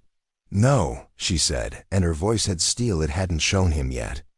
"I have a better plan." He tilted his head. "I like plans." "You walk out of here in cuffs," she said. "You answer questions with real names. You tell the major how Halvorsen sold the spine for a story about control. You tell a judge which donors asked for a show. And when we find your boat friends, you tell me who was worth drowning to you." He laughed without humor. "You think I'm a villain in a children's book?" "No," she said. "I think you're a consultant with bad taste." She moved first because he had expected to move first. Her hand went to his wrist and met something harder than bone composite cuff. But the second hand found the leverage. She wanted anyway and put his shoulder where it needed to be if he wanted to keep the arm. He let her do it. Which meant she adjusted before he could use the letting as a trap. He twisted, didn't fight, and somehow still moved toward the old sewer, throat like water choosing a lower path. "Don't make me run," she said. "You don't run," he said almost kindly. "You vanish. That's your trick." He feinted with his left foot in a way that would have fooled someone who paid too much attention to hips. Ava's father lived under her ribs and shook his head again. She put her weight to the right hand instead, felt the composite under his sleeve, and dismissed the thought that he'd trained for this with someone who liked paying for realism. He tried one more thing, a head snap. She leaned, let it pass, and heard the breath he lost in the move he had expected to take her with. "Cuff," she said to the room, to the helmet. To the idea of record. Torres appeared again, as if conjured by need, and handed her the steel. Without asking a question he didn't need to know the answer to. She clipped the man's wrist and felt the small, exact tremor of someone who had lost and knew it. "You just made a bigger mess," he said, soft, admiring despite himself. "You're good." "I'm awake," she said. A low rumble rolled through the chamber, and this time it wasn't Earth. It was the hub itself agreeing to carry current again. Somewhere above, Generator B finally found the handshake it had been waiting for. The lights stuttered. The hum grew smooth. The repeater beam she had aligned would be painting the wall like a promise. "Time," Torres said, breathless. "We gotta go. Cade says the boat's trying the North Bend. He says the Major is finally letting people move their feet instead of their mouths." "Take him," Ava said, nudging the consultant. "Mirza will know where to put him where his voice can't reach anyone important."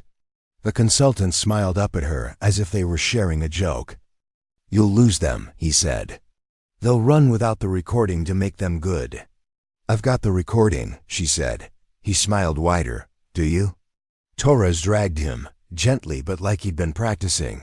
Ava looked one last. Time at the disarmed box, at the map, at the radio, at the badge with Ethan Hawes on it that still lay where she had left it like a bad penny. She picked up the badge because this was how stories stitched their seams. Then she moved. The tunnel back was narrower with urgency. Every seam was a mouth. Every drip counted seconds. She ran without looking like a runner, breath-metered, feet light, the wax strokes on the wall finding her as much as she found them. At the cut grill. She paused because the world had decided to change the rules again. Voices. Familiar. One, thick with command and nicotine, Major. Another, tight and offended, Halvorsen. "Reckless," Halvorsen said. "She's made us a target. She's compromised the yard.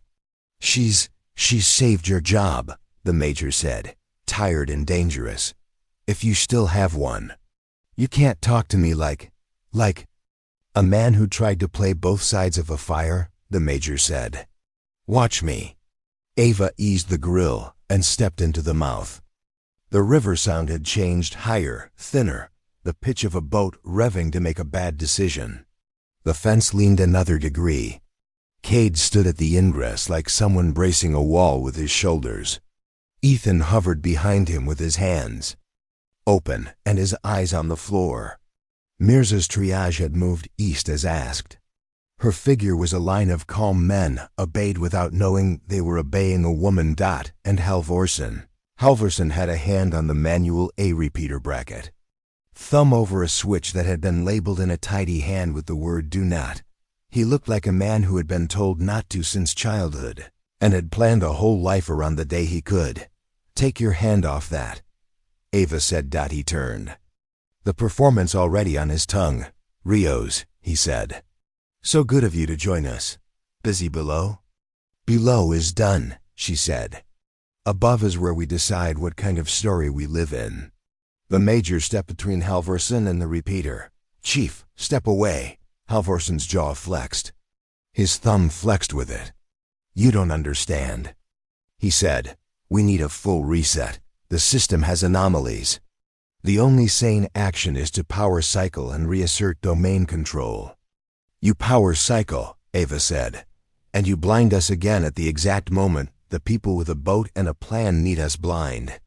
Halvorsen smiled, pitying. You're out of your depth. Funny, she said. I was just in it. He rolled his eyes. The major did not. He looked at Eva's helmet like a man looking at a flag he hadn't saluted yet, and decided he would. What did you find? He asked. Det unit on the East Foundation, she said. Disarmed. Staging rack below. 2 detainees. 1 consultant. Box for evidence.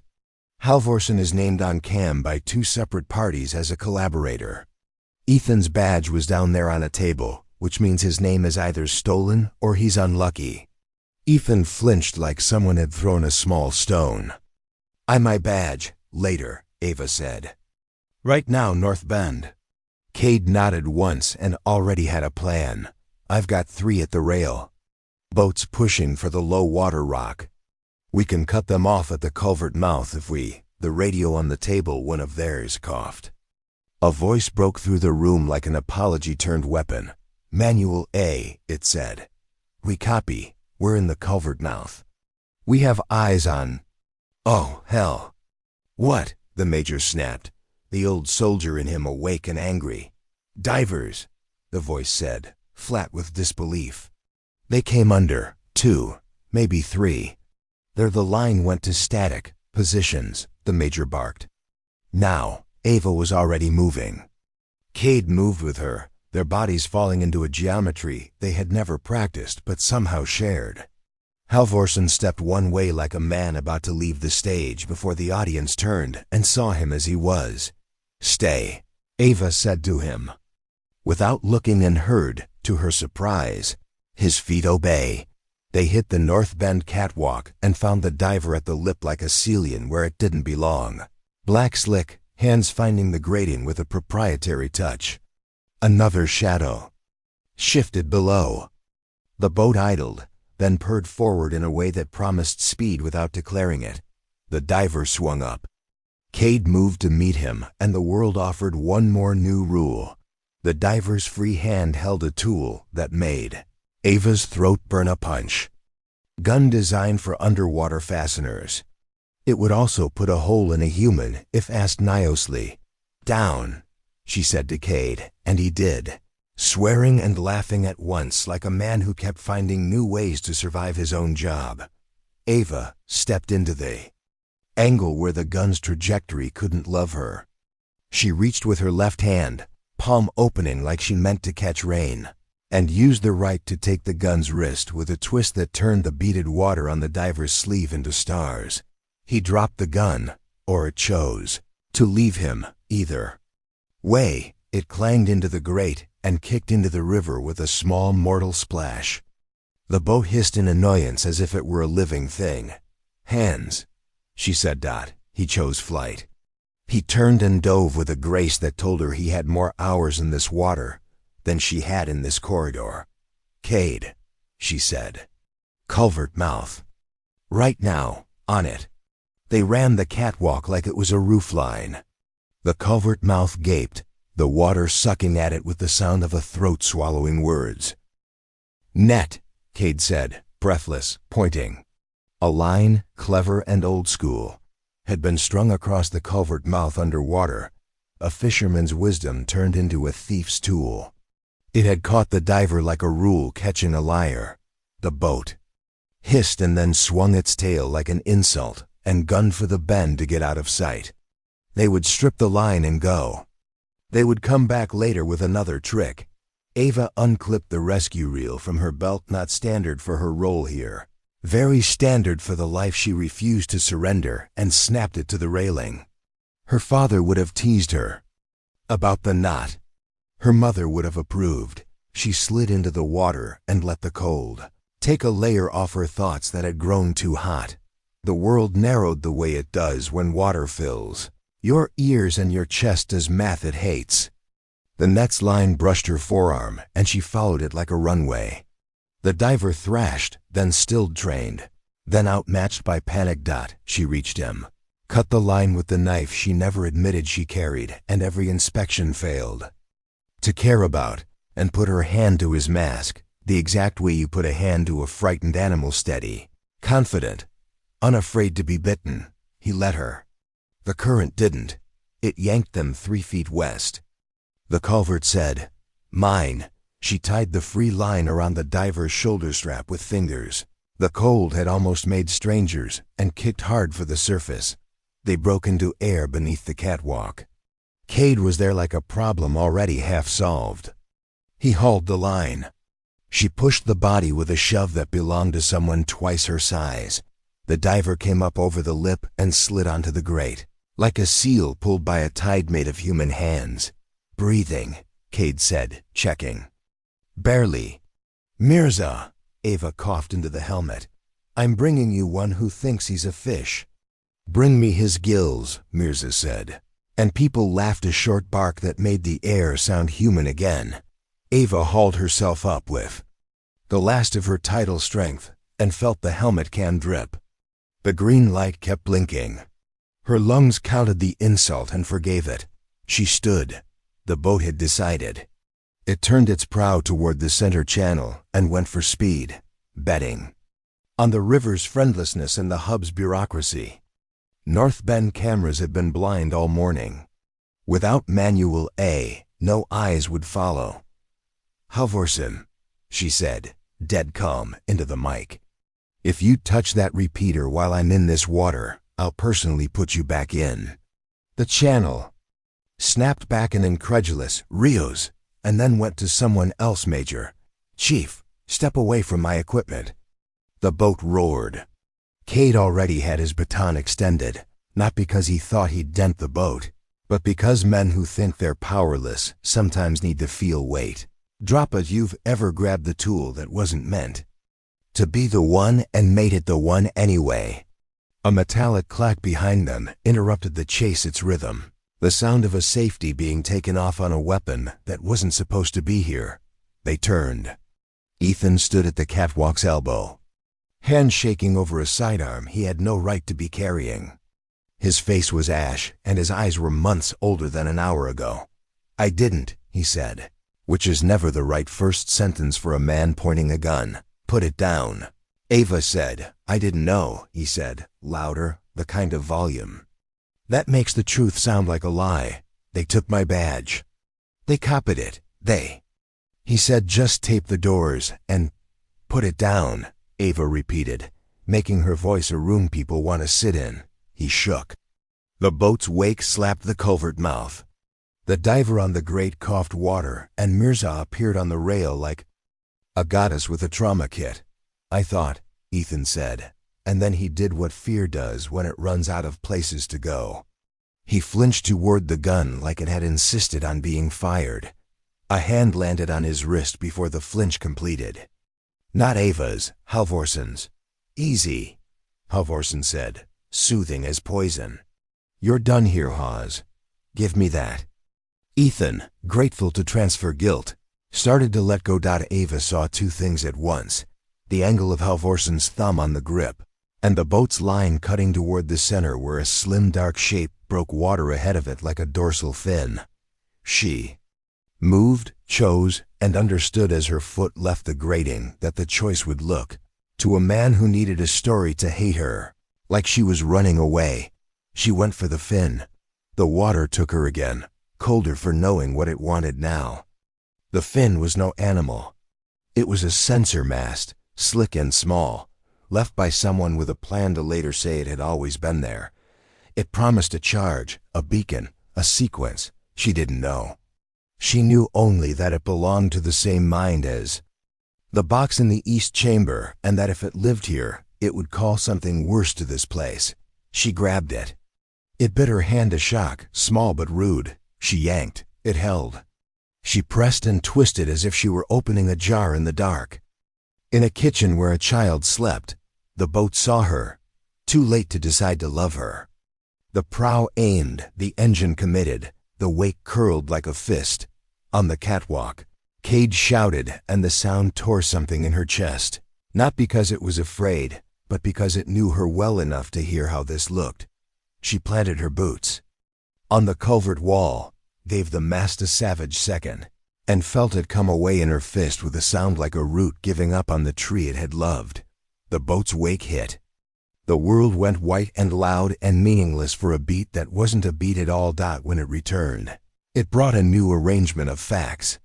The boat had veered to avoid a concrete fang and clipped the fence instead. One of its men had gone into the river, unwilling. The mast in her hand bled water and a thin blue light. On the catwalk, Halvorson's hand had the gun. Not Ethan's. The way his wrist sat said he'd held guns for real. The way his finger rested said he intended to use this one, but not on her. On the repeater. Ava understood. If he killed Manuel A. now, the record of what she was doing would get shaky. The beam would die, the triangle would go blind, and the boat would be free to be a rumor again. She threw the mast. It arced and hit the catwalk with a clatter that made even Mirza flinch. It skidded to a stop at Halvorson's boot. His eyes flicked down, and that was his mistake. Cade moved. The baton came down on Halvorson's wrist in a strike so clean Ava wanted to clap. The gun jumped once, barked around into the yard where no one won, and fell under the railing into the river's dark mouth. Halvorson howled. He crowded the repeater with his body as if to shield it, and then, because ego is a poor bodyguard, reached for the switch again with his left hand. "Don't," Ava said, water running down her face, green light still blinking its idiot bravery. He didn't stop.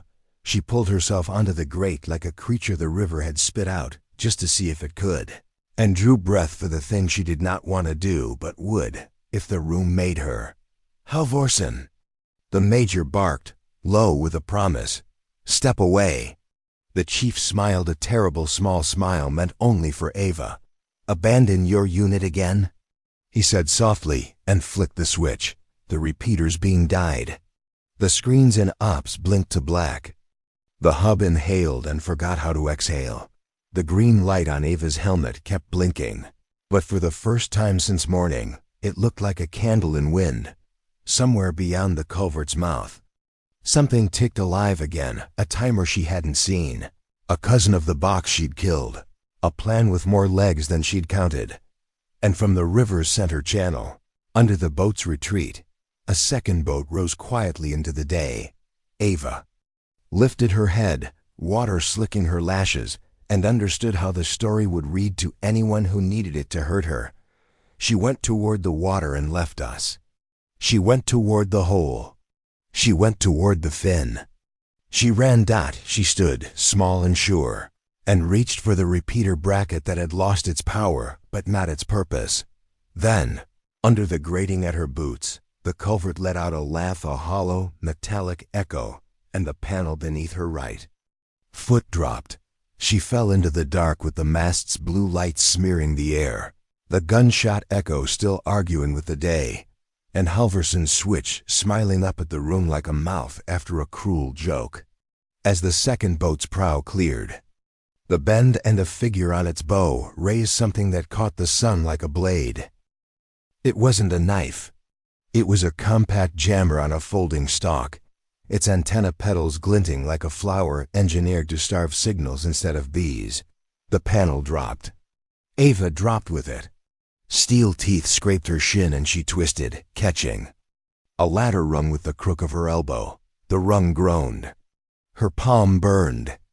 The rest of her fell into a shock of black water that smelled like old iron and last night's rain. She went under to the shoulders and came up slow. Not gasping, never give the dark the satisfaction. The culvert's underbelly opened around her as a low vault. The river above thudded in muscular pulses across the ceiling. Her helmet cam through a narrow cone of light that turned the water from ink to graphite. The green LED in her periphery kept blinking, stubborn as a heartbeat that refused bad orders. Overhead, boots pounded. Cade shouted something she could not catch. Halvorson's voice cracked across the catwalk like ice in a glass. A motor snarled. The second boat's prow cut toward the bend. Ava put her feet down and felt grating. The panel that dropped had not dropped far, just enough to make a trap. She tested the hinge, found the pivot corroded to a single obedient point, and set her weight to the opposite corner. The panel levered, sucking at her boots, then sealed again with a pissed-off click. She looked for the ladder's next rung and found it half sunk in calcite. Up was an option. Not yet. Water tugged at her calves. In the tug she felt a draft. Draft meant gate. Gate meant control. Control was better than hope. She crab-walked along the wall, fingers reading concrete the way her father's fingers had read the wind over a barrel. 5 paces in the dark, then another. Her glove slid over a wheel, barnacled and pitted, the kind of hardware a city once trusted and then forgot. A red arrow once painted on the concrete had faded to pink. Faint letters ghosted underneath. Flood. Relief, do not operate during, and their decay had eaten the warning as neatly as moths. She braced and turned. The wheel fought her like a shoulder that had slept wrong for 20 years.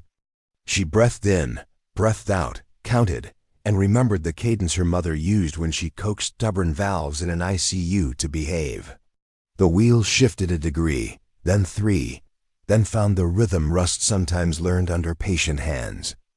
Gate downstream moaned. The current changed like a mind. The culvert's mouth choked for a heartbeat and then spat a thick, muddy cough that rolled toward the bend like a brown fist. "Cade," she said, not expecting an answer. "Stand off the mouth." Surge inbound. The water obeyed physics with delight. It bulged, surged, slapped the catwalk legs, and punched into the culvert opening where the diver net had been. The net snapped a new knot. Something metallic somewhere groaned its unhappiness and let go. The second boat's nose, committing to its turn, met a sheet of river that did not agree with its plan. It slewed sideways and kissed the leaning fence. Hard enough to make the fence whine.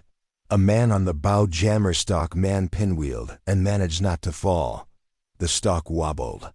The pedals trembled. Ava spun the wheel back 2 turns, enough to keep pressure without handing the river the deed, and sloshed to the ladder. Up now. Up mattered dot she climbed, boot heel to rung, shoulder to steel, and came up under the lip of the grating like a woman the river had decided to borrow, not own. Her hand found the grating's edge. Cade's hand found her forearm and made a lever. "Of it. Good trick," he said, breath short. "Old plumbing," she said. "Better than new management." Halvorson stood 5 steps down the catwalk, cradle guarding the dead repeater like a man posing for a portrait he didn't deserve. Mirza barked orders in the yard with the kind of voice that labeled itself necessary. Ethan hovered between shame and usefulness like a moth arguing with a porch light. The second boat righted, engine screaming its temper, and tried to make the center channel. The jammer pedaled open fully now, a metal bloom. A raw silence spread on the radios, the kind of silence electronics make when they are being bullied. "Manual A is down," Cade said. "If that flower sings, everything else goes deaf." "Not everything," Ava said. She looked at the training. Block's north wall, the old projector ports where, on donor days, they ran video of heroic rescues and clean rooms. Those ports fed an analog backbone nobody had bothered to rip out because the budget liked pretending history was thrift. "Analog still up?" she asked. Cade blinked. "For the auditorium sins?" "Probably. Why?" "Because my camera speaks anything." "If you ask nicely," she said. He grinned, sudden and sharp. "You're going to show the room what the room is." "Exactly," she said. "Keep our friends from pressing their flower." and keep Halvorsen from pressing his. Drop a if you've ever had to find an old way because the fancy new way was held hostage. She ran, not away, toward the training block. Halvorsen shouted something legalistic that sounded like cover. The Major's curse lived under it like base. The auditorium door had been propped by a wedge, miraculously shaped like a smashed water bottle. Inside, the velvet seats bored 100 ghosts. The control booth smelled like dust and the vanilla of old canvas. 2 rack faces stared at her with blank pilot lights in pride. Under them, a drawer of adapters suite, ridiculous treasure. She pulled 3, clicked 2, ganged 1. The helmet's side port coughed once like an old record and then breathed. A black and white test bar rolled across screen B, then steadied. Her own view appeared, the catwalk, the bend, the shimmering river, the blinking green. Ops, she said out of reflex, silence. Yard, she tried. Look at screen B. Mirza's voice cut the air like a blade intended for stitching. Everyone who can look, look. In the yard, faces turned. On the catwalk, Cade half turned without, giving up ground. On the glass above, the Major stepped closer to the rail. The screen showed the tunnel's cases. Mara's cuffed hands, the consultant's smile, the debt box disarming, the North Bend diver's mask, the mast ripped free, Halvorsen's hand on the switch, the way his lips formed the word abandon. It showed the fall not as abandonment, but as work. A rumor tried to live and the room watched it die. Attention is a kind of oxygen. Ava took it away from the wrong fire and gave it to the right one. Halvorsen went very still. His face did not know which expression to wear in front of the mirror. The jammer on the boat thrummed, tasteable even in the bones. Radios coughed and went flat. The repeater was already a corpse. But the analog line sang on, cheerful and immune. Ava called, voice steady on the auditorium mic. Come to the booth. He hesitated, then moved, then ran. As if the invitation had given him permission to be a person again. He arrived breath first, palms open. I didn't know, he said, because that sentence needed its last outing. You know now, she said. Your badge was used to seed the tunnel. Your name was put where a ghost wanted to be. You want to finish this on the right side. Tell me which frequency that flower hates. His eyes flicked to the list she had pulled from the tunnel table and back to the screen. They like to sit at 915, which means frequency hopping spread. But there's a blind where the inverter harmonics ride. Right at 909 to 911, your wheels surge. You made a comb. If you put a noisy analog there, anything lossy, you can make the hop stumble. She smiled despite the room. Find me lossy. He yanked open another drawer and pulled a coil of copper speaker wire old enough to vote. This, we feed it with the training amp and string it on the rail like a bad idea. It'll spray garbage for 6 meters. Do it, she said. Cade. Say it. His voice snapped back, pleased. Your baton wants to become an antenna. Ethan's bringing. You wire. Tie it to the rail near the bend and pretend you're a radio tower. He laughed. Always wanted to be taller. Drop a if you've ever had to make a tool into the thing it wasn't born to be. Ethan ran. Ava stayed. The screen kept telling a story, and the story kept undoing the cheap. When someone else had tried to sell, Halvorsen moved like a man deciding whether to be a martyr or a manager. The Major did not take his eyes off the screen as he spoke. Chief, he said, very gently, place your hands where my temper can't see them. Halvorsen placed them. Not high.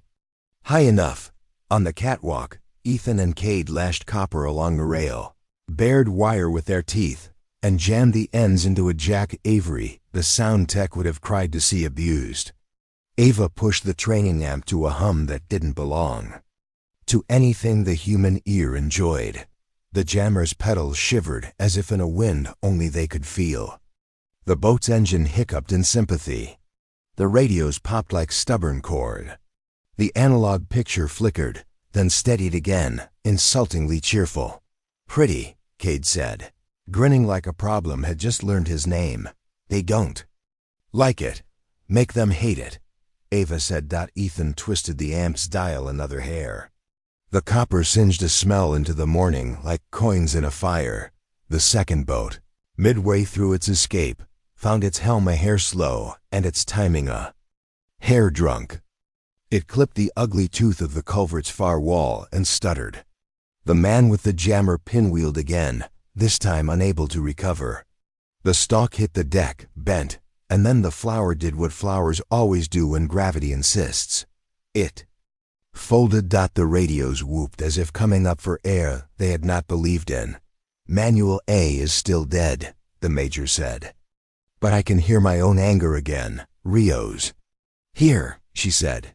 "Finish it." She took the mic off its hook and felt the auditorium's hush wrap around her like a coat. She didn't speak to the room. She spoke to the river, boat. She said, "You don't get to write our day. Put your hands up and your engine down." The figure at the helm hooded, anonymous, the shape of a man who had mistaken salary for destiny, hesitated. Then a shot popped from the boat's stern, wild, angry. It sparked iron 10 feet from anything human and hissed into the water like a liar. Mirza's voice answered it from the yard, unimpressed. "You shoot again, and you will not like the last thing you hear." The hood flicked. The engine whined. The boat tried one more thing. Ava didn't give it to them. She turned the wheel at the floodgate a quarter turn more, and the river offered a second brown fist. Smaller but punched on the offbeat exactly where a pilot with ego would have set his weight. The bow kissed the wrong water and climbed it. The hull hissed, the motor choked. Cade took 3 long steps and put the baton across the bow line like a schoolteacher, closing a book. The boat stopped pretending to leave. Mara appeared at the yard's edge with Torres at her elbow, cuffs on, but chin up, eyes on the screen like a pilgrim. When she saw the boat come to heel, something in her shoulders let go that had not belonged to her to carry. Ava exhaled and only then realized how high she had been breathing. Middle of part 3. This story took us a long time. If you like it, subscribe. Now back to the story. The consultant from the tunnel arrived in Mirza's custody, hair neater than anyone had a right to after a crawl. He saw the screen, saw himself on it, and laughed once, quiet and convinced. "You think a tape saves you," he said to Ava as she came down the aisle of the auditorium. "It saves no one. It only chooses the order of the wounds. It chooses the witness," she said. "And I needed one." Halvorsen tried a new story. He spread his hands and spoke to the major with his apology voice, the one he kept groomed for boards. "This got away from me," he said. "I wanted a drill to reveal vulnerabilities. You know donors. Say donors in another sentence, and I will put you in the river myself." The major said, quiet as a confession. Ethan returned to the booth, hands blackened with copper and something like pride. He didn't look at Ava as much as align his shoulders near hers. "You did good," she said, not to absolve, not to elevate, just to tell the truth. He nodded once and took the weight, like it might be contagious if he jostled it. On the second boat, hands rose. Mirza's team orderlies who had spent the morning becoming a different kind of necessary took lines and made prisoners without letting their humanity suffer in the bargain. "Rios," the major said, eyes still on the screen. "Tell me if there are more boxes." "There are always more boxes," she said. "But the spine lives, and our record does." "Your unit said you ran," he said, not unkindly. "They were wrong. They said what they were shown," she said, and let her eyes slide to Halvorsen. "I intend to show them more." She rewound the tape 10 minutes and let it play on the big screen. The fall, the gate, the surge, the diver save. She did not linger on her expertise. She lingered on the faces. The faces of people who had names and jobs and lives and breath. She let the screen tell on the hands that had tried to make them props. Drop a, if you've ever wished the evidence could speak for you and the room wouldn't. The consultant watched himself watching her. He had the kind of arrogance that doesn't flinch at mirrors. What now? He said sweetly. Court? Hearings? Boredom? Now, she said, I clean. She walked out of the auditorium into a late morning that had decided to be beautiful in a way that felt rude. She found the repeater and reset its power rockers with the care you give a sleeping animal you need to wake without teeth. Manual blinked, then speared the plate across the triangle again.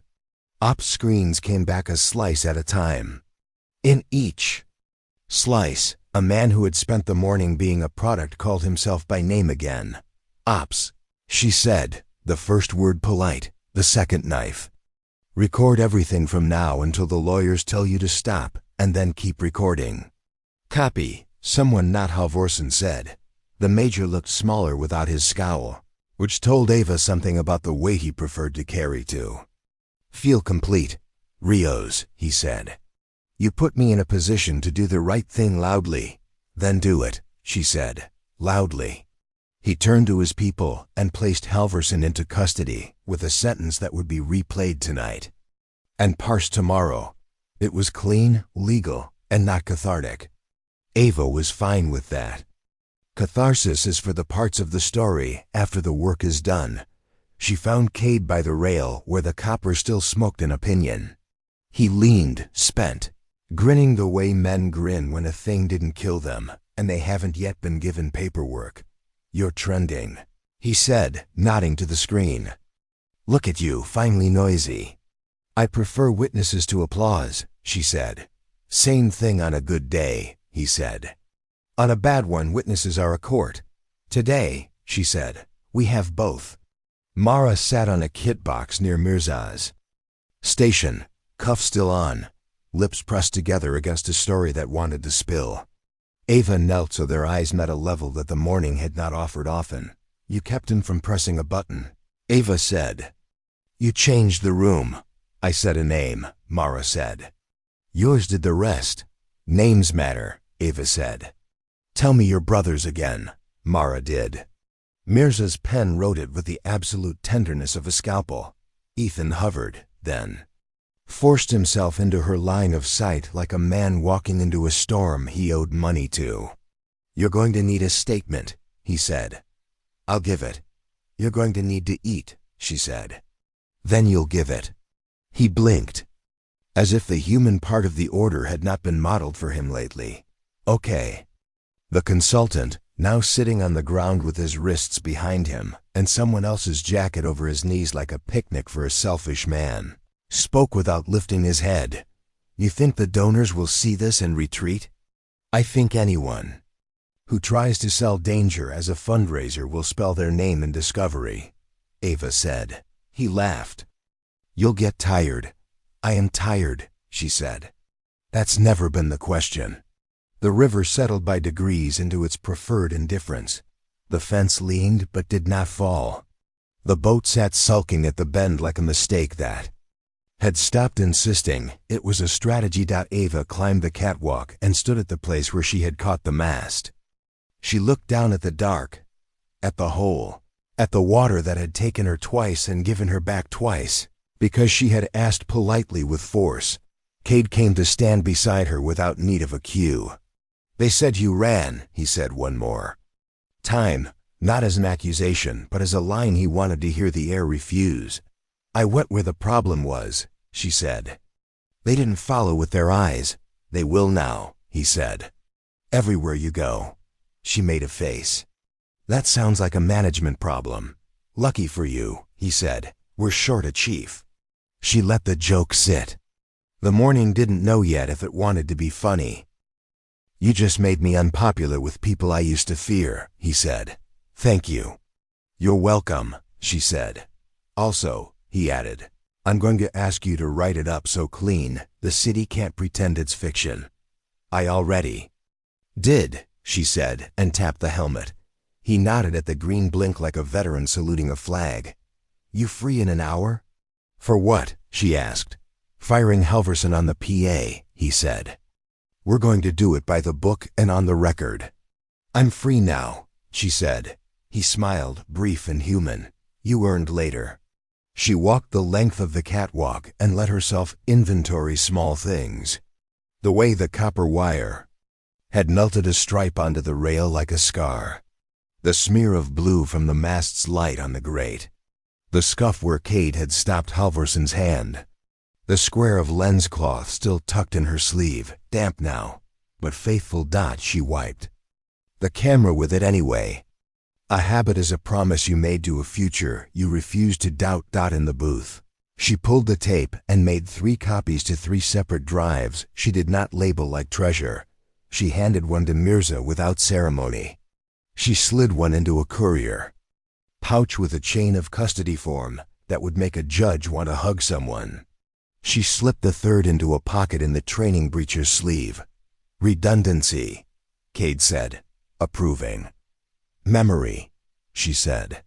Rooms forget, he leaned on the rail and watched the yard move in a choreography no one would call graceful and everyone would call real. What now? Now I eat, she said. Then I write. Then I sit through a meeting where someone asks me why I didn't ask permission to save their building. He laughed, weary. You'll be terrible in a position where people have to listen to you. I intend to whisper, she said. Drop a if you've ever proved yourself quietly and let the noise catch up later. A small cheer went up from the yard as the second boat's crew were walked across the concrete toward the bay. Not triumph. Relief, scaled for people who still had work to do. Ethan appeared again with a foil tray of food he had bartered from somewhere like a penitent with an offering. For you, he said. She shook her head. For Mirza, she said. Then the divers. Then you, I'm last. You'll pass out, he said. I won't, she said, and she didn't. The sun edged to its proper noon. The red strobes clicked off and the white lights returned, so normally you could almost pretend nothing had happened. The screen in the yard kept rolling the tape because some people would arrive late and need to see it to understand why the rest of the day would be different.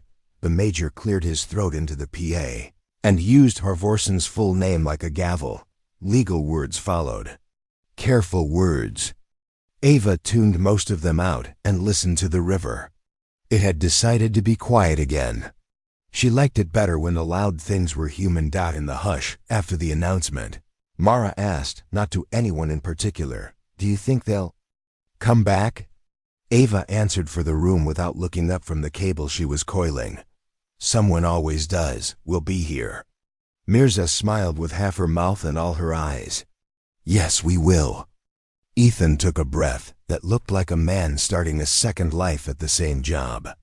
I'll learn the old systems, he said, almost to himself. They work when nothing else does. Good, Ava said. They're honest. The consultant sighed as if bored by reality. You think you won, he said. We're at work, she said. Winning is for games. He laughed himself small and looked away. When it was time to sit, she cleaned her gear instead. She unwound wet straps and dried buckles and laughed softly when the lens cloth tried to pretend it had not been in a river twice today. The quiet work threaded the chaos back into something that fit a day and a life. A technician from Ops Young. Freckled, mortified approached with a drive case. We had an off-site backup running on a timer, he said, voice shaking. It grabbed your feed before the repeater died. We didn't know. I didn't know. She took the case and weighed it like a stone. Now you do. He nodded. I'll protect it. Protect yourself, she said. Then you'll be around to protect things. He flushed, surprised to be invited to matter, and went to work. Like a person. Cade sank onto a step like a man leaning into a punch that finally stopped coming. You going to sleep? Later, she said. After I write the parts no one will read and everyone will live inside. He squinted at her. You really don't care if people clap. I care if they breathe, she said. The green LED on her helmet still blinked. The cloth in her hand still wiped. The river still moved. The day still insisted there were more hours in it. She tucked the cloth back into her sleeve and let herself think of her father and of her mother as if they were two hands on her shoulders. The sniper taught her that stillness isn't silence, it's preparation. The medic taught her that steadiness isn't numb, it's care.